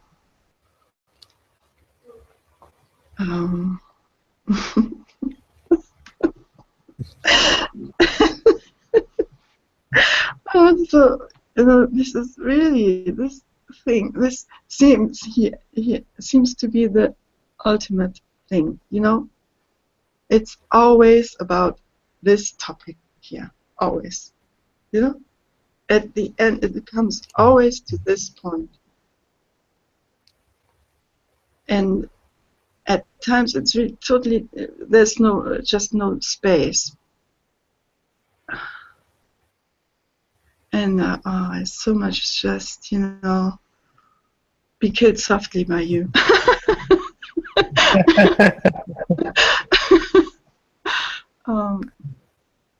Maybe you have a question. Yes. I was just going to ask you a question. Yeah. What is the function of this body?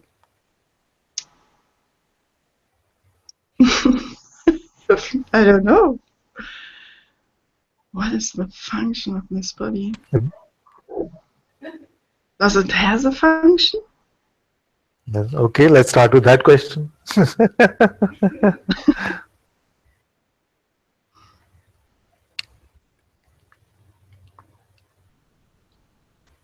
Not really.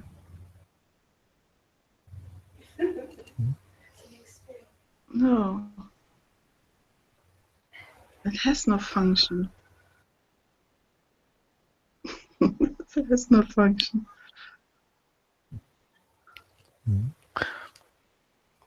So if it has no function, then what will we lose if we lose this body? Nothing. Nothing.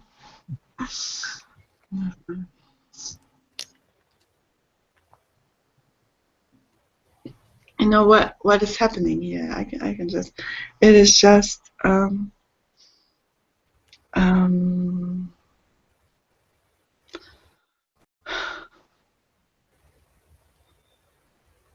energetical resistance.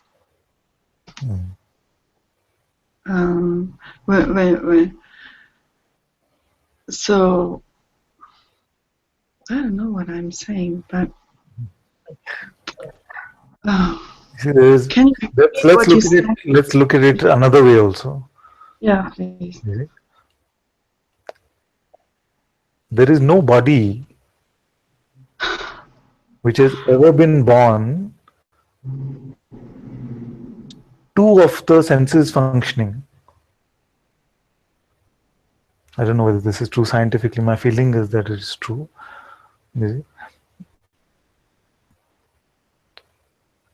So, if we were to say that the something called function, one of those ultimate concepts, but suppose phenomenally speaking, that if there is something called function, then the function of this body to have this sensory experience of the world. Yes, yes. When we are saying that we don't want to lose this body, there must be this fear that along with the going of this body will go the sensory experience of this world. Because if there was no sensory experience of the world at all, then we would not feel like this body is here in the first place. Yes? Yes, and there's an attachment to that. Yes, yes. Okay, so this is what we should look at. So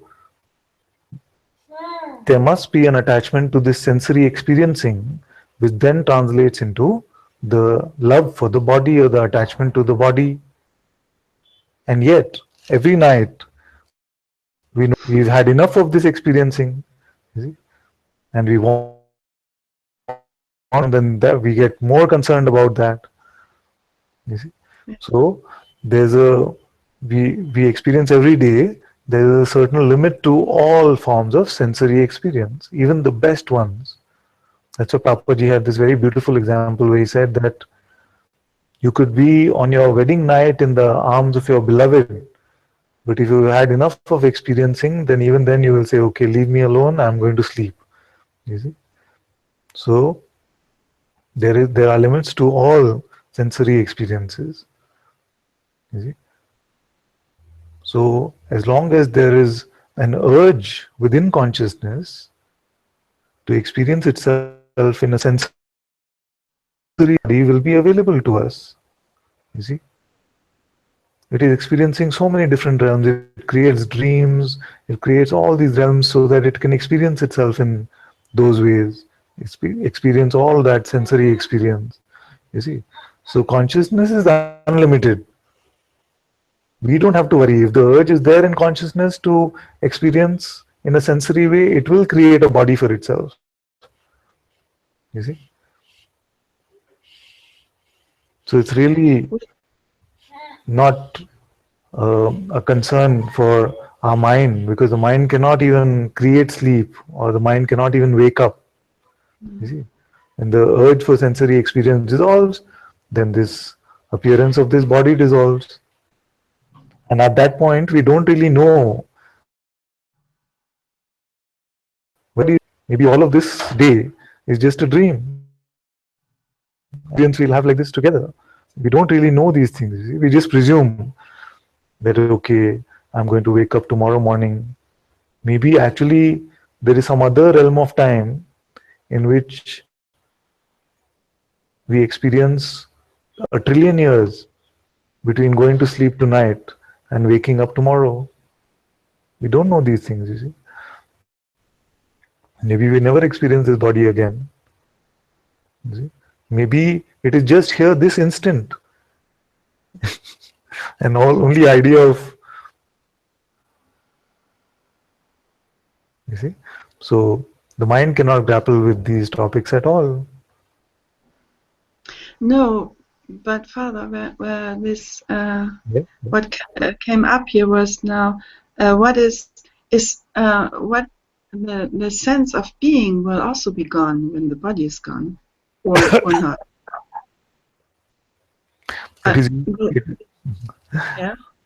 It is usually found that when the sense of being appears, then the sense of body also appears. This appearance of the body also appears. Most often, I say, because many have had experiences of out-of-body experiences or other astral travel type experiences where they did not have this sense of physical body.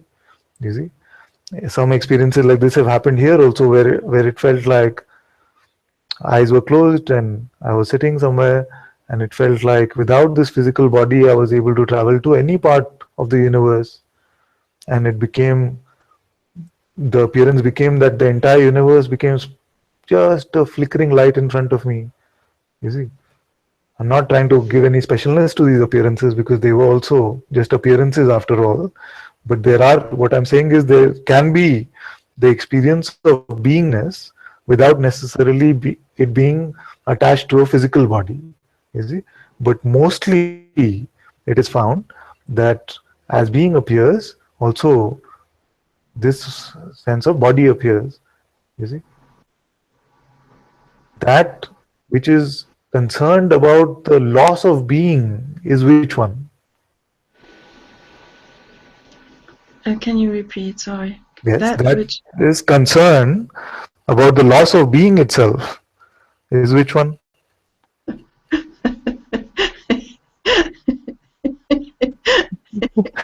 It is the same one that resists our being, is it? The same one that is resisting God is saying God should not go away.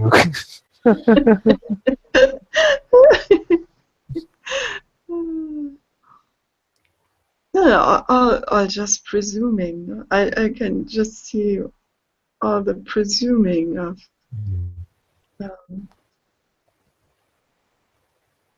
how it would be, or you know.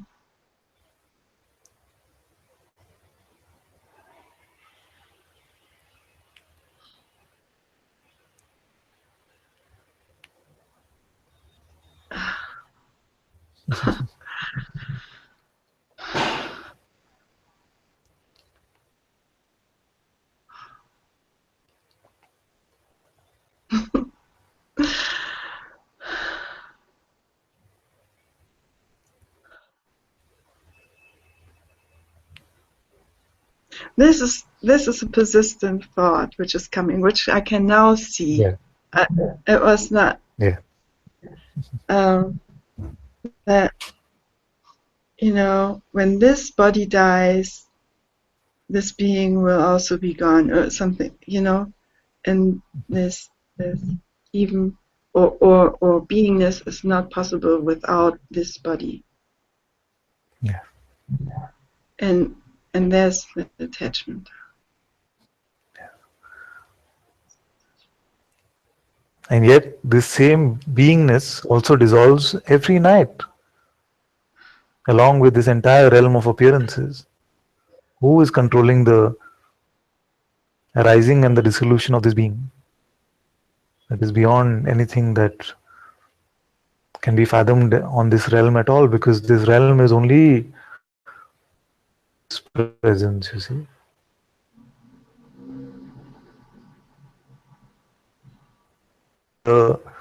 At least what I can tell you for sure is that when this being dissolves, the concern about the dissolution of the being will definitely not be there.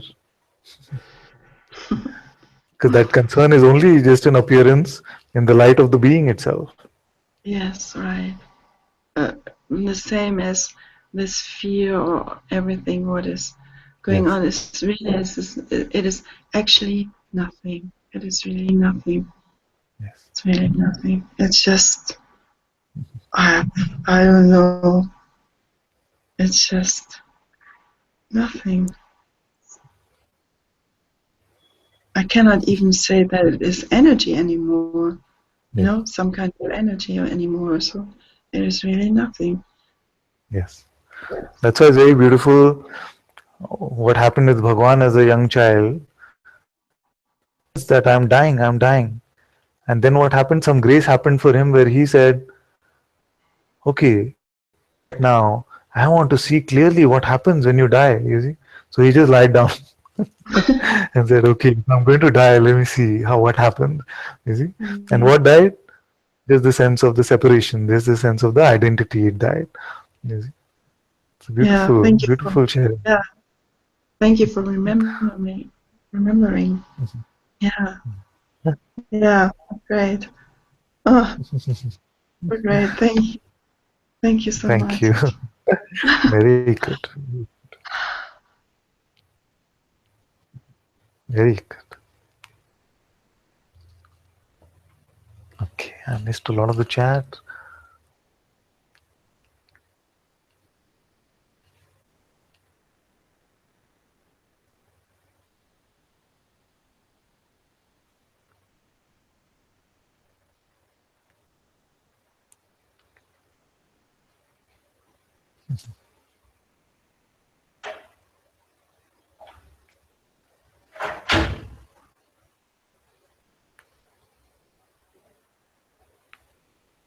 No, it's very good. Aparna says, Aparna Vashisht, she says, don't read mine because mine are very mental, but these can be attachments. She says, all Japanese papers, pens, fountain pens, pilot pens, all pens, nice paper, books, body worry about money, health, other people's problems, as there are no problems here, guilt for being happy, feeling bad that I'm happy.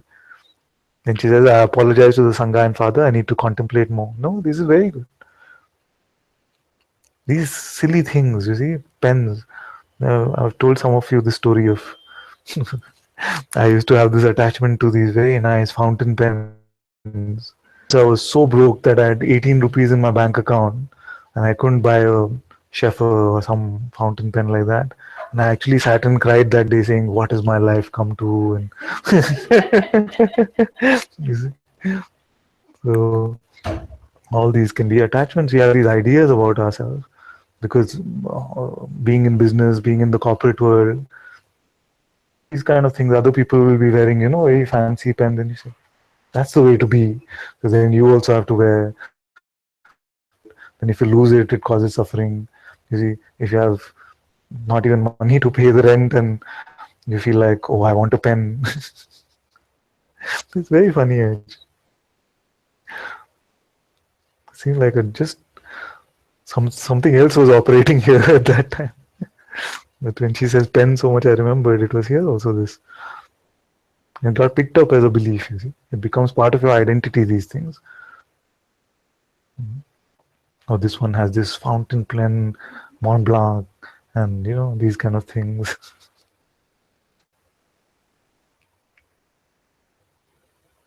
It's very good to be able to expose and throw away these things also.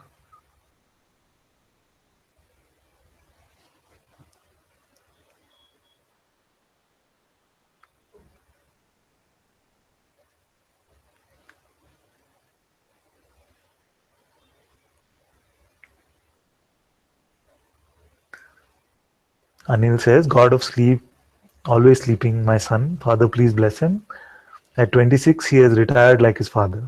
That seems to be a common problem. Yes. Everybody is complaining child sleep. Yes. In our Sangha, we have the reverse problem, which is that I don't know whether we can call it the reverse problem anymore because it's so rampant. I get Sangha members whose parents are complaining, saying you're doing too much satsang. You see, you're coming to satsang too much. Focus on the world. You see, like that. Yeah, which I find funny.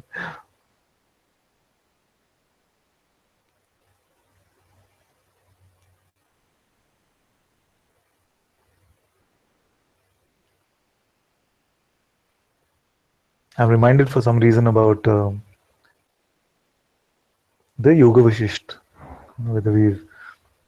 How many of us have read it? It's really beautiful.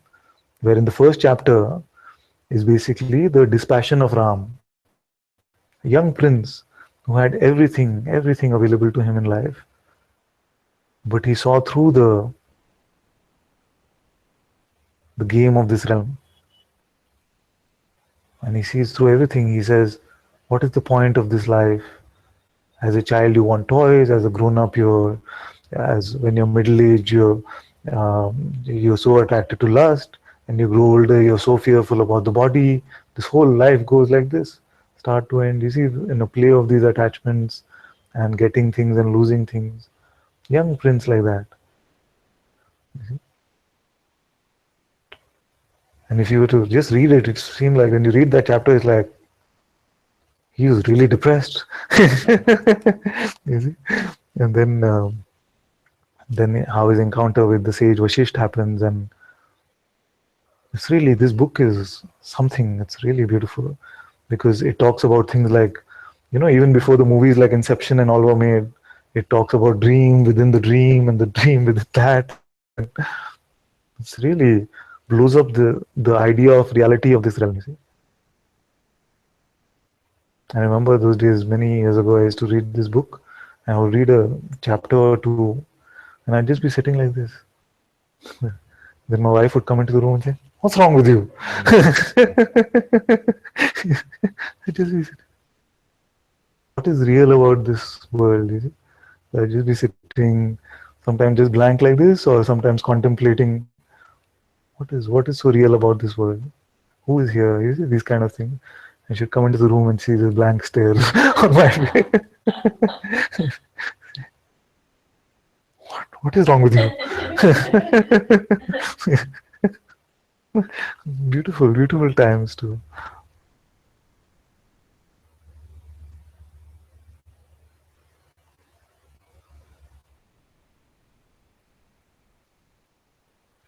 So Grace is managing all of these things.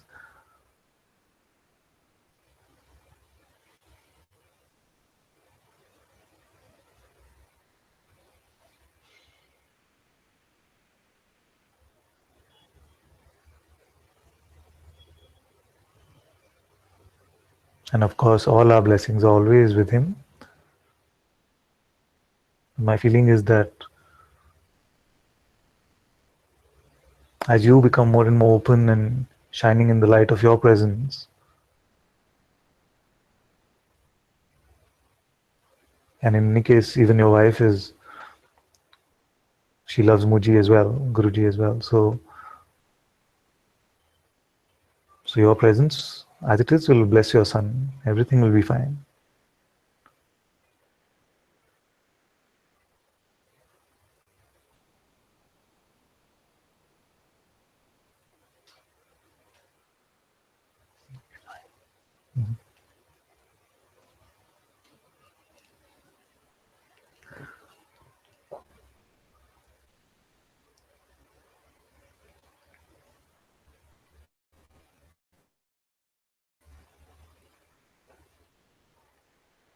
Claire says, Dear Ananta, all spiritual arrogance and spiritual positioning and cleverness I lay at your feet.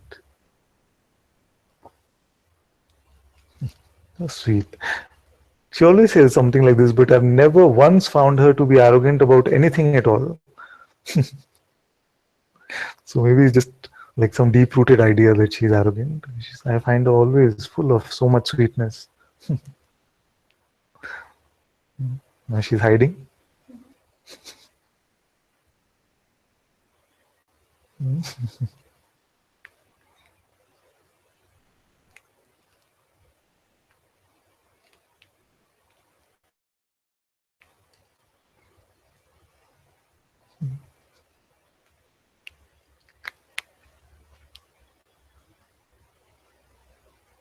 It's a very beautiful prayer, actually.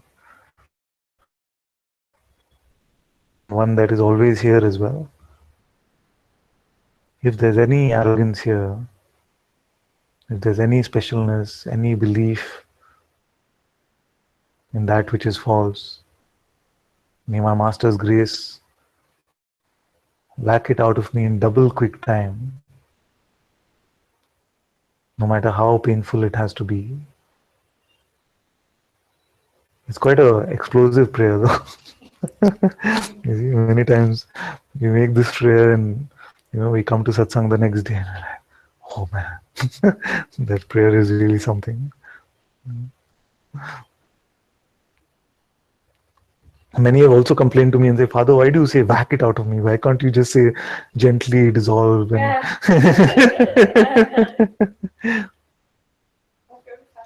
yeah, very good,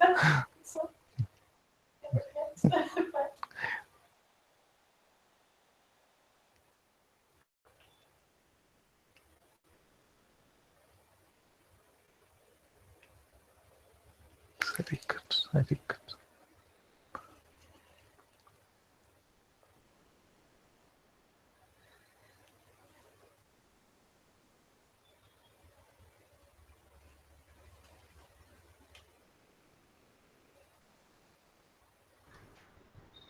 Father, why is saying she is trying to get into the hangout, but she is not able to get in? Okay. But sometimes I see you logged in from her account, no? Pushpa account. I've seen. Oh yeah, actually, my wife uses the Gmail. When she is logged in, then my picture does not come. So I have to log in as Anil.Bindal. So let's say if you are having 2-3 Gmail accounts, and if you are not logged in your account, then whosoever is logged in, that will be displayed. Yes, that's what I'm saying. So it's not a problem with her account. Must be a problem with her device.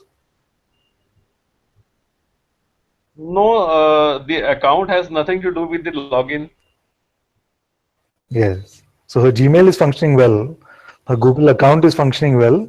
It's just that she's not able to. What happens? The Hangout doesn't come up, is it? Yeah. Somehow, I mean, the account is not able to sync with the Hangout. Oh, I see.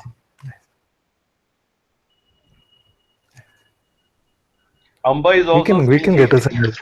Amba is also saying she is not able to come in. But that must be the forbidden thing, no? The last few days we had this problem with the forbidden thing. So I just open the other browser, Safari. Sometimes when it comes here also, I don't use Chrome, I open Safari and it works. There's some caching, some problem with me. Okay. I mean, they must be listening on the YouTube here. Whatever you are suggesting and they must be listening. Oh, Amaya says for 3 days at least it has been like this. Yes. I also had that trouble. So I just had to open a different browser and get in that way. I also had this problem. So what I did actually, the 3 groups and the Sangha of Being, so there are 4 postings. So sometimes what happens if one posting doesn't work, if you go to another posting, somehow it works. That also happens. Today's posting actually, did you notice it said 4:30 p.m. So I was wondering, am I on Thursday, Friday? Then I realized 15 minutes was there, so I said I better go for a shower. No, it's good. You see, there are two tests of enlightenment now. First test of enlightenment is like Neem Karoli Baba, like Ramdas says, if you feel you're enlightened, spend a weekend with your family. And second is, if you feel you're enlightened, then become a Satsang moderator. You want to see any of the Sangha members really stressed, you see, you make them the moderator for the next day and then see their face. Because they have to post a lot of things here, there, then you post this, there. Will it become simpler now with this change of YouTube Live? Or? Oh, I think so, yeah. Father, you have to bless them so that they get in. I can bless them to download another browser and it'll work.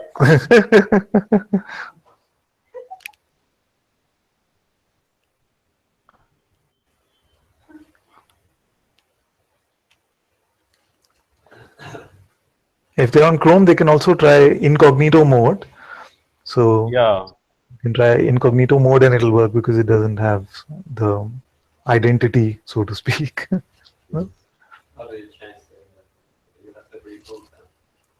No, the incognito mode, you just go to file and there should be an option to open a new window with incognito?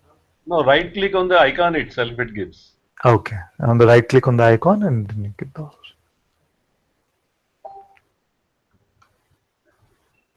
I'm very happy that incognito mode is being used for satsang as well.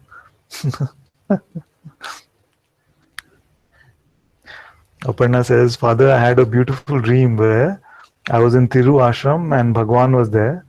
And a lot of people too were there, and he threw one flower at me. Wow. And then there were flowers and flowers on me. And then later, after some time, he had that look like his gaze was upon me. And I don't know what happened next. All these are just thoughts, you ask. No, very beautiful experiences. Enjoy it like the prasad of your sadhana or the prasad of your devotion.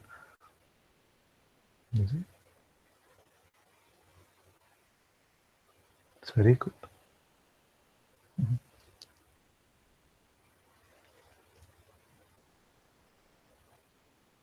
Yeah, you say, thank you, Father. Just wanted to share with you any arrogance, any beliefs, all surrendered at your feet.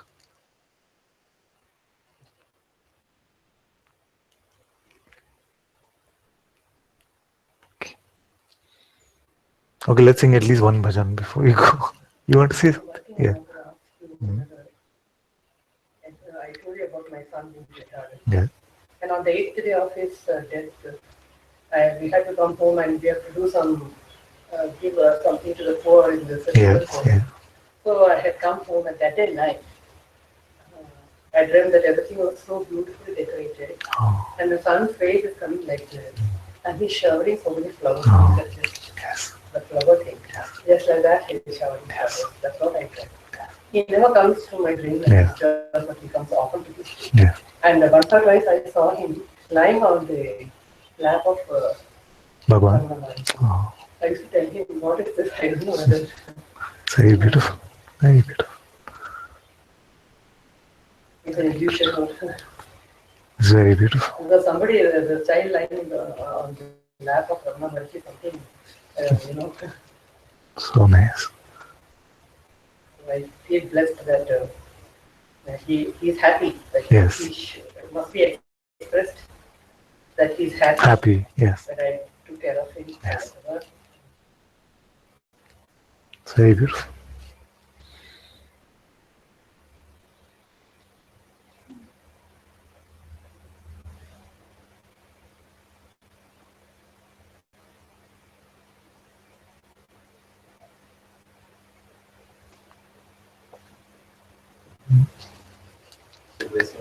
Yes, yeah.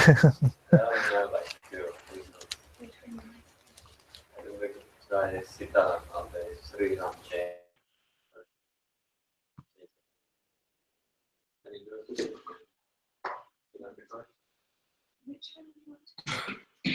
Father, you want to choose Sri Ram, Jai Ram? Because that's only like feel like I play. Oh, I'll come to that. No. You got a harmonium today in Satsang.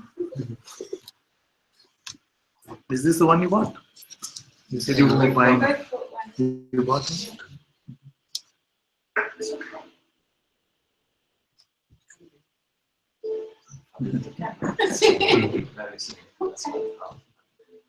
It's shines.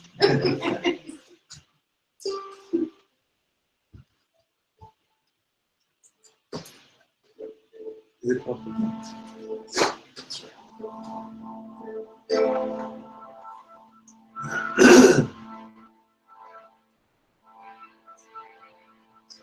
Sing loud. Yeah.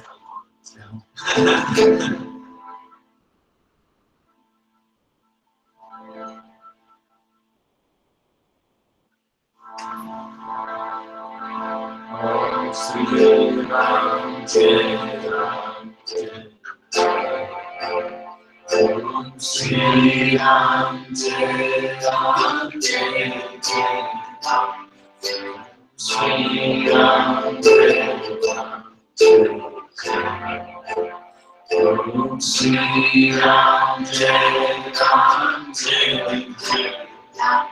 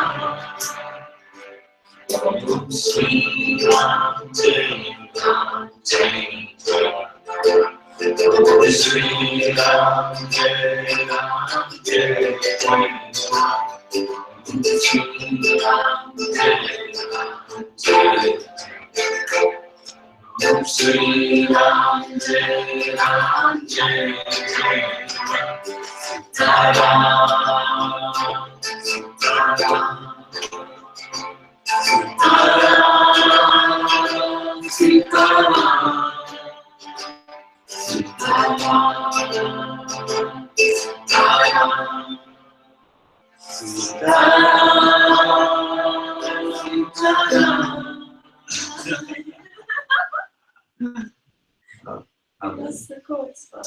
Yeah. Okay.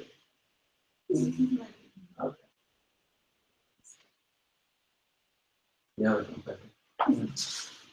it's so simple, but still. They do this chanting in Ananta. Ananta is near Kasaragod.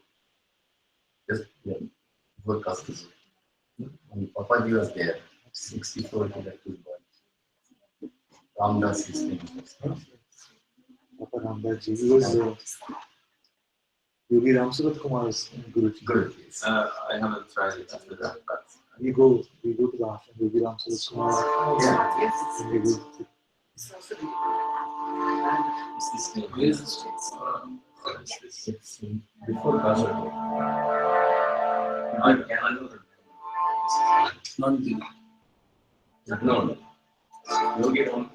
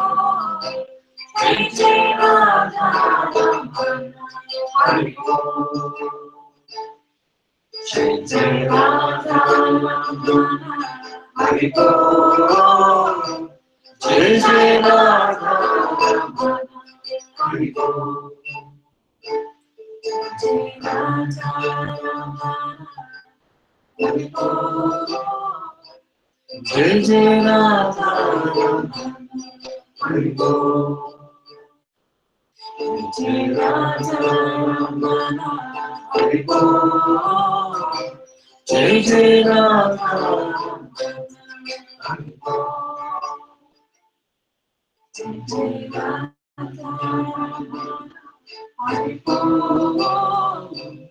Jai Jai Radha Ramana. Hari Bol. Jai Jai Radha Ramana. Hari Bol. Jai Jai Radha Ramana. Hari Bol. Hari Bol. Bol Bol.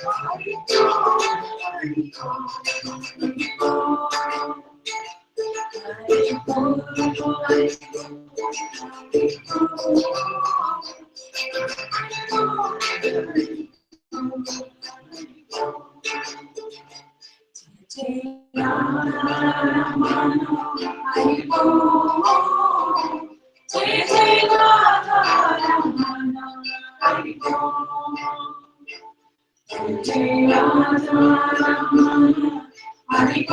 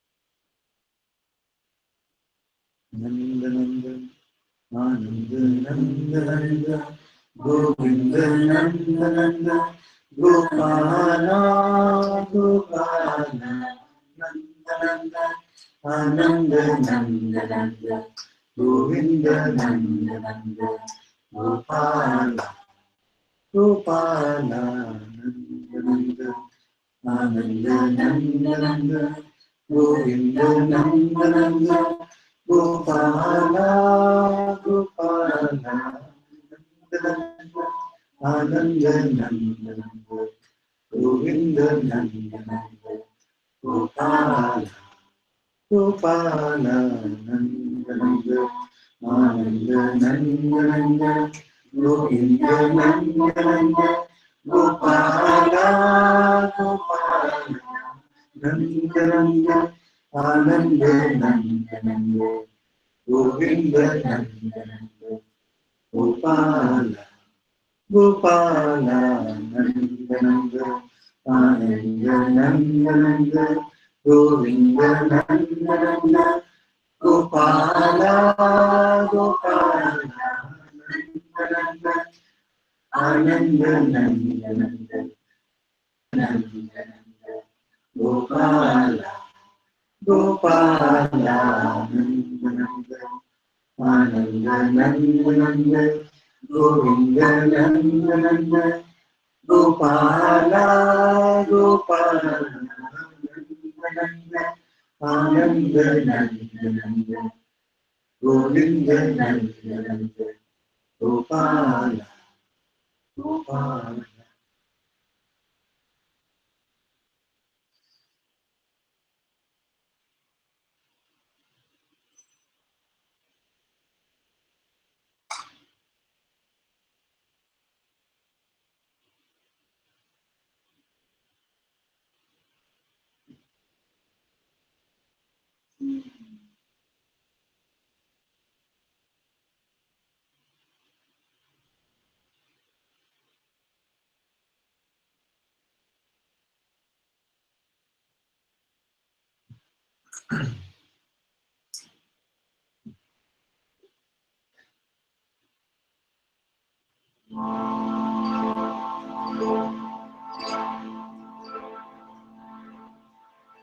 Sitaram,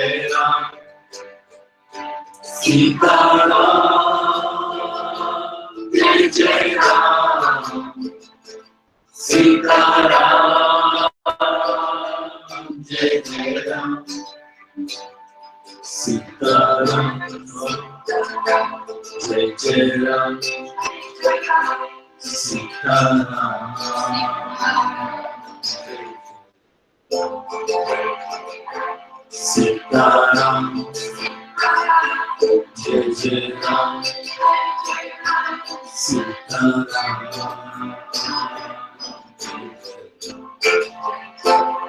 Sitaram, Jai Jai Ram, Sitaram, Jai Jai Ram, Sitaram, Jai Jai Ram, Sitaram,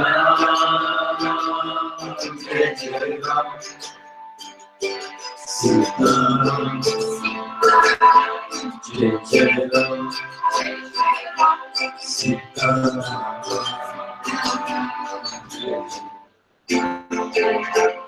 Sitaram, Jai Jai Ram, Sitaram, Jai Jai Ram, Sitaram, Jai Jai Ram, Jai Jai Ram, Sitaram, Jai Jai Ram, Sitaram, Jai Jai Ram, Sitaram, Jai Jai Ram,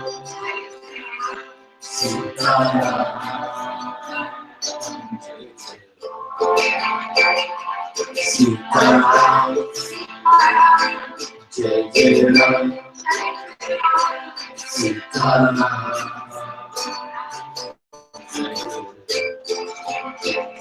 Sitaram, Jai Jai Ram,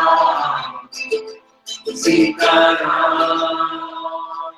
Jai Jai Ram, Sitaram, Jai Jai Ram, Sitaram,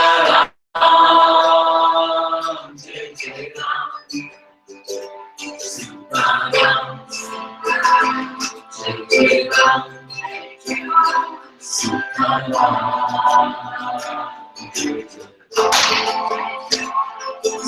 Sitaram, Jai Jai Ram,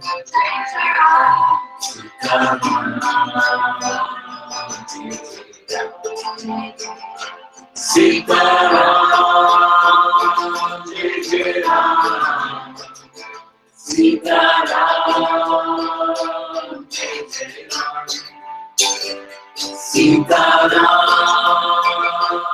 Jai Jai Ram, Sitaram, Jai Jai Ram, Sitaram, Jai Jai Ram,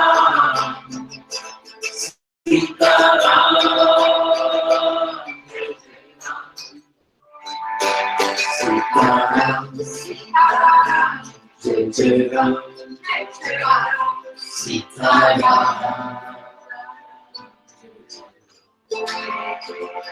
Sitaram,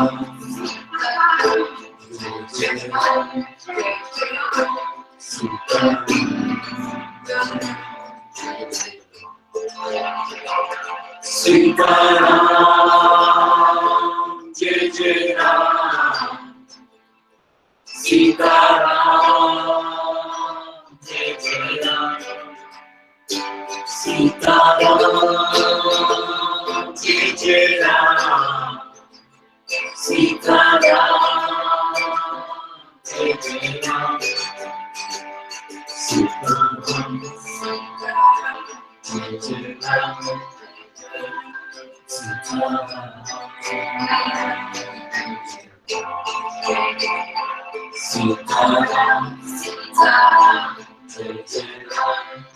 Ram, Sitaram,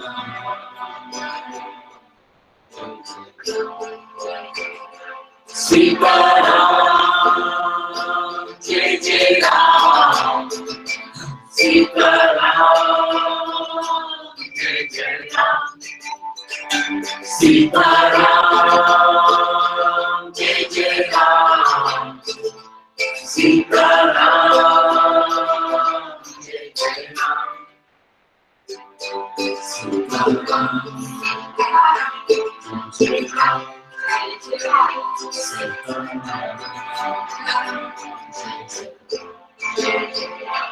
Sitaram, Jai Jai Ram, Sitaram,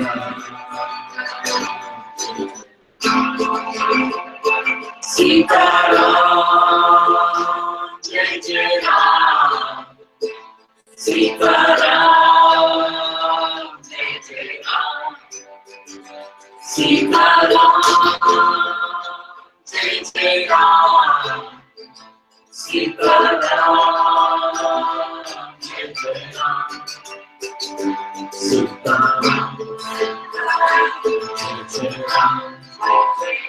Sitaram, Sitaram,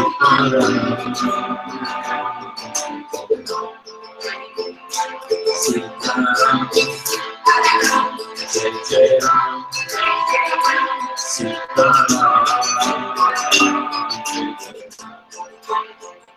Sitaram, Jai Jai Ram, Sitaram, Jai Jai Ram,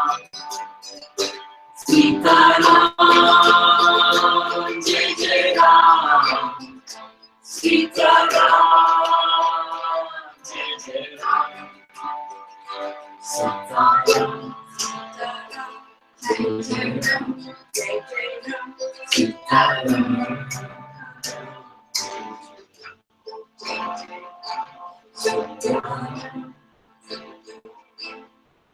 Jai Jai Ram,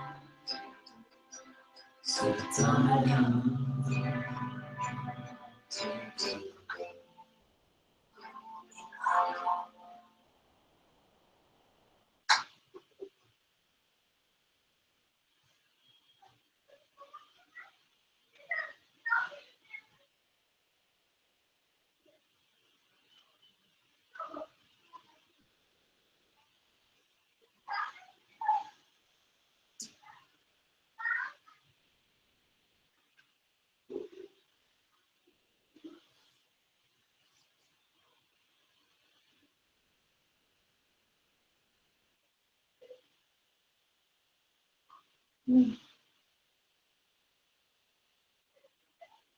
Shiva Shiva Shiva Shambho,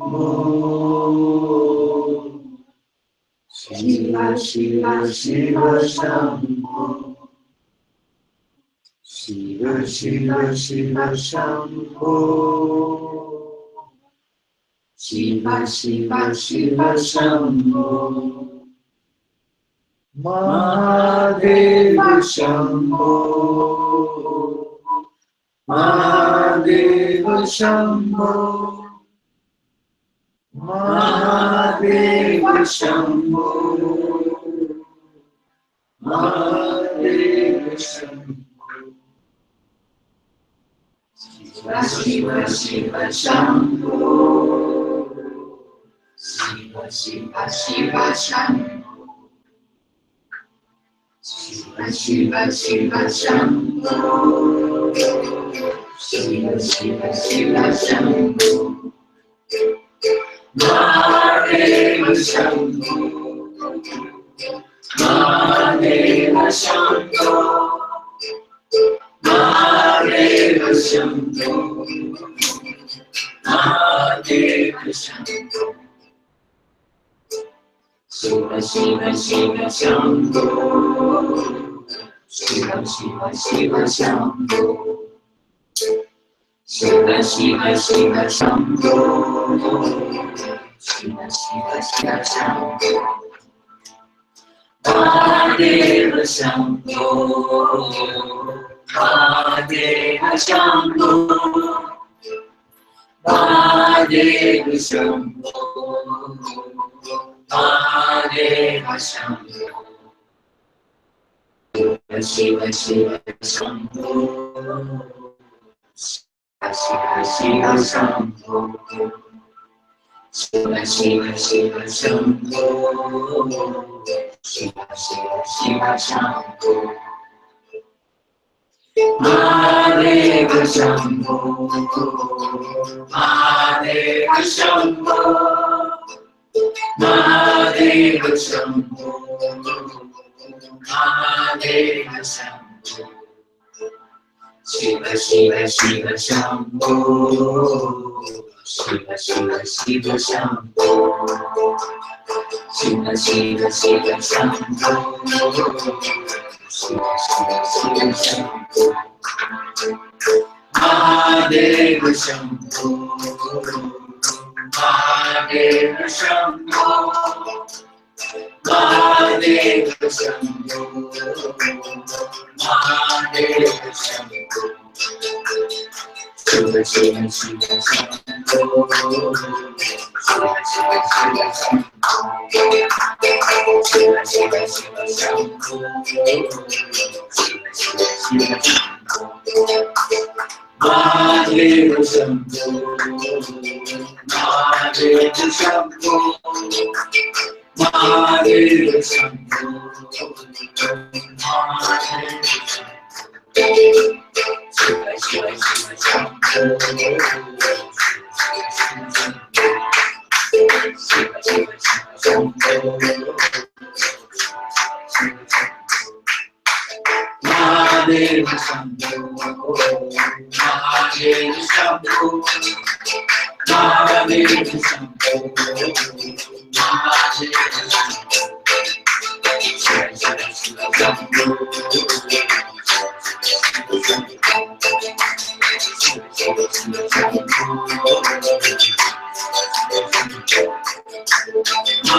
Shiva Shambho, Mahadeva Shambho, Mahadeva Shambho, Mahadeva Shambho,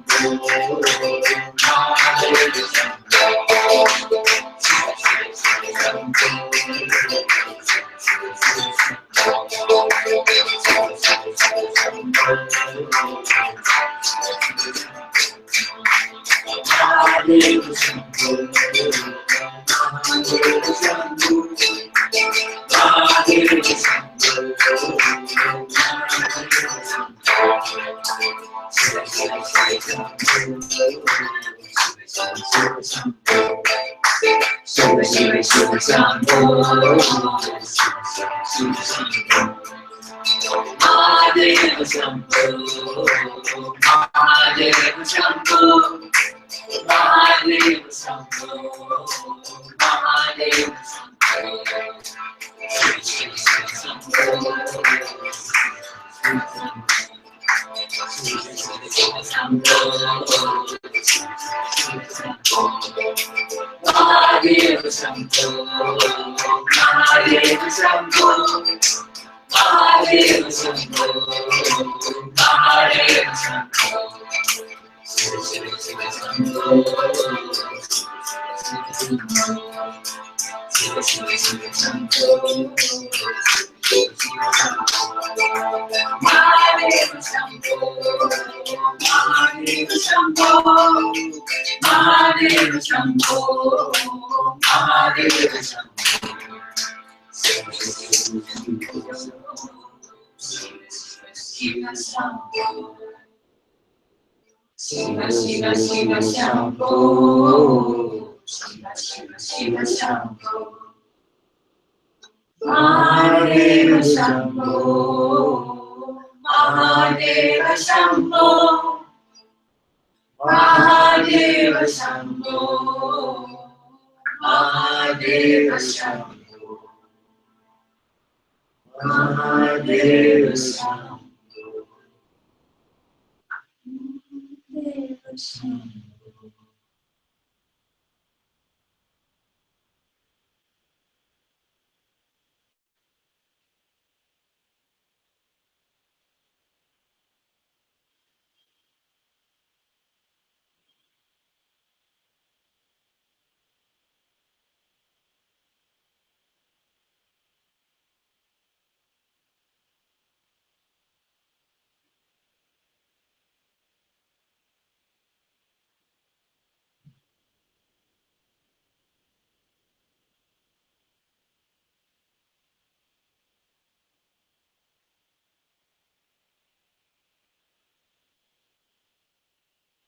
Om Namo Bhagavate Shri Ramanaya.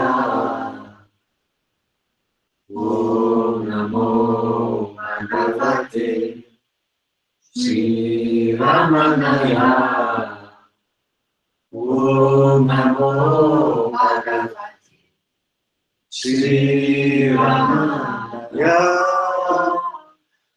Namo Bhagavate Sri Ramanaya. Arunachala, Arunachala, Arunachala, Arunachala, Arunachala, Arunachala, Arunachala, Arunachala. Om Namo Bhagavate Sri Ramanaya. Om Namo Bhagavate Sri Ramanaya. Om Namo Bhagavate Sri Ramanaya. Om Namo Bhagavate Sri Ramanaya. Arunachala,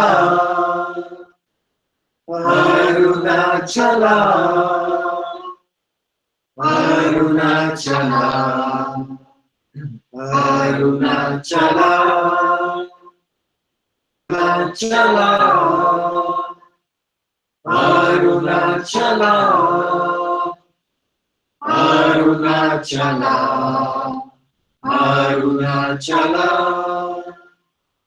Om Namo Bhagavate Sri Ramanaya.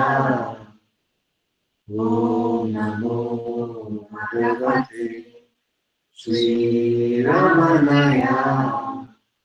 Om Namo Bhagavate Sri Ramanaya. Om Namo Bhagavate Sri Ramanaya. Arunachala, Arunachala, Arunachala, Arunachala, Arunachala, Arunachala, Arunachala, Arunachala, Arunachala, Arunachala, Arunachala, Arunachala, Arunachala,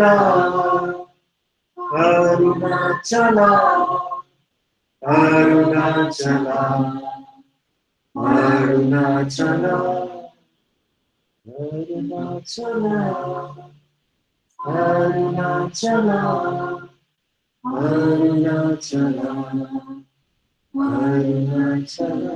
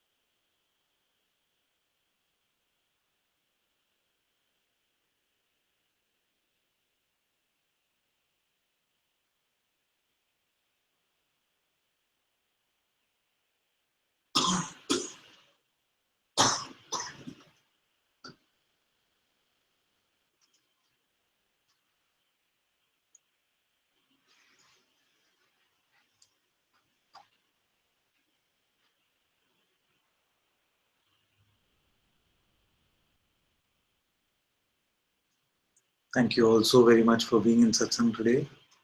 Sadguru Shri Mujiji ki Jai. Sadguru Shri Ananta Ji ki Jai.